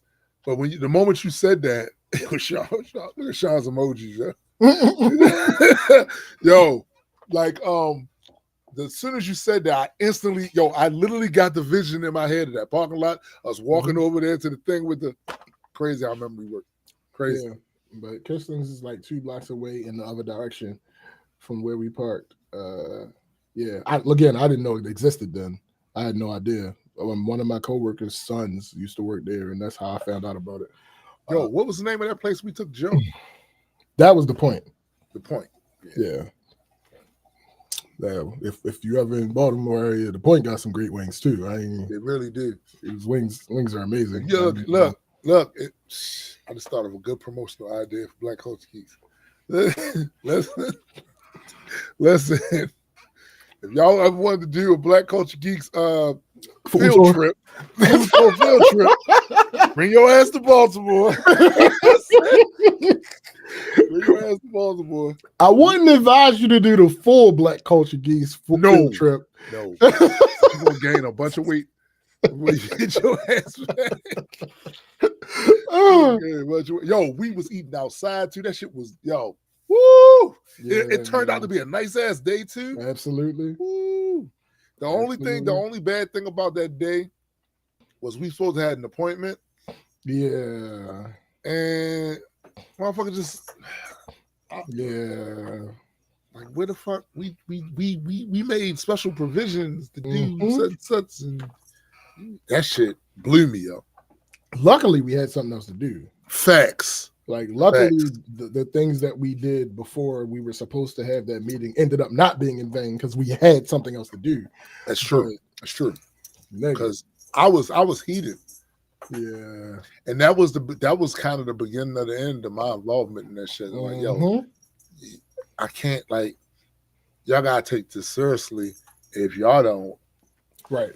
Then we can do. Yeah, it was a great opportunity, but at the end of the day. I can't work like that. Nah, I can't. Shit's stupid. Right. But yeah, my chicken wing is done, so that's it. First of all, we want to say F him. This episode is brought to you by the letter F. You know what I mean? And we also want to thank all the rest of you for joining us for another rousing edition. the Black Culture Geeks podcast. Yeah. Be sure. Yeah. Never forget that my sister, his significant other, Chrissy, has the Heard It Through the Grapevine podcast. Yeah, I was on there last week. He was on there last week, and I was first. No, and, you were not even close, not remotely close to being first. I was first and shit. I was first for the next episode. Oh, okay. So, yo, but he said, now you can fly. That's crazy. But also don't forget my man Super Side Guy and my other dog Hendrick with the Medicine Mutants podcast. Check that out as well. Do not forget that there's always music. Always music. Either music from the past, there's present music, and there's future music. Speaking of, my son and I started a audio armors business where we sell instrumentals because we be making beats. Shit. I'm trying to get this nigga to join. But whatever, right? Whatever. I'm trying to get this nigga to join. But yeah, as a matter of fact, do me a quick solid. I'm gonna put the link to the YouTube channel in the chat. Go and get at a follow and shit. Yeah. You know what I'm saying?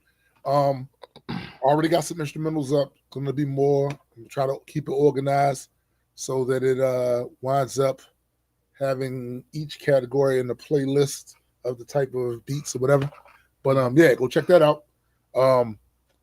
Speaking of more music, remember Grade and Drop Vox Luminous. Should you go and check that out? There's also new music all over the place that's about to come and come to drop. So just pay attention. You know what I'm saying? Those of you that haven't checked the Kickstarter in a minute, I put a new update up there. Go check that out as well. There's Patreon. Go check that out as well. Facts. Like yeah, we be doing shit. We be doing shit. You know what I'm saying? So for my man SPJ, I am Tombstone the Dead Man, and for the greater multi-world entertainment family, we are out. Peace. Maximum Diddy.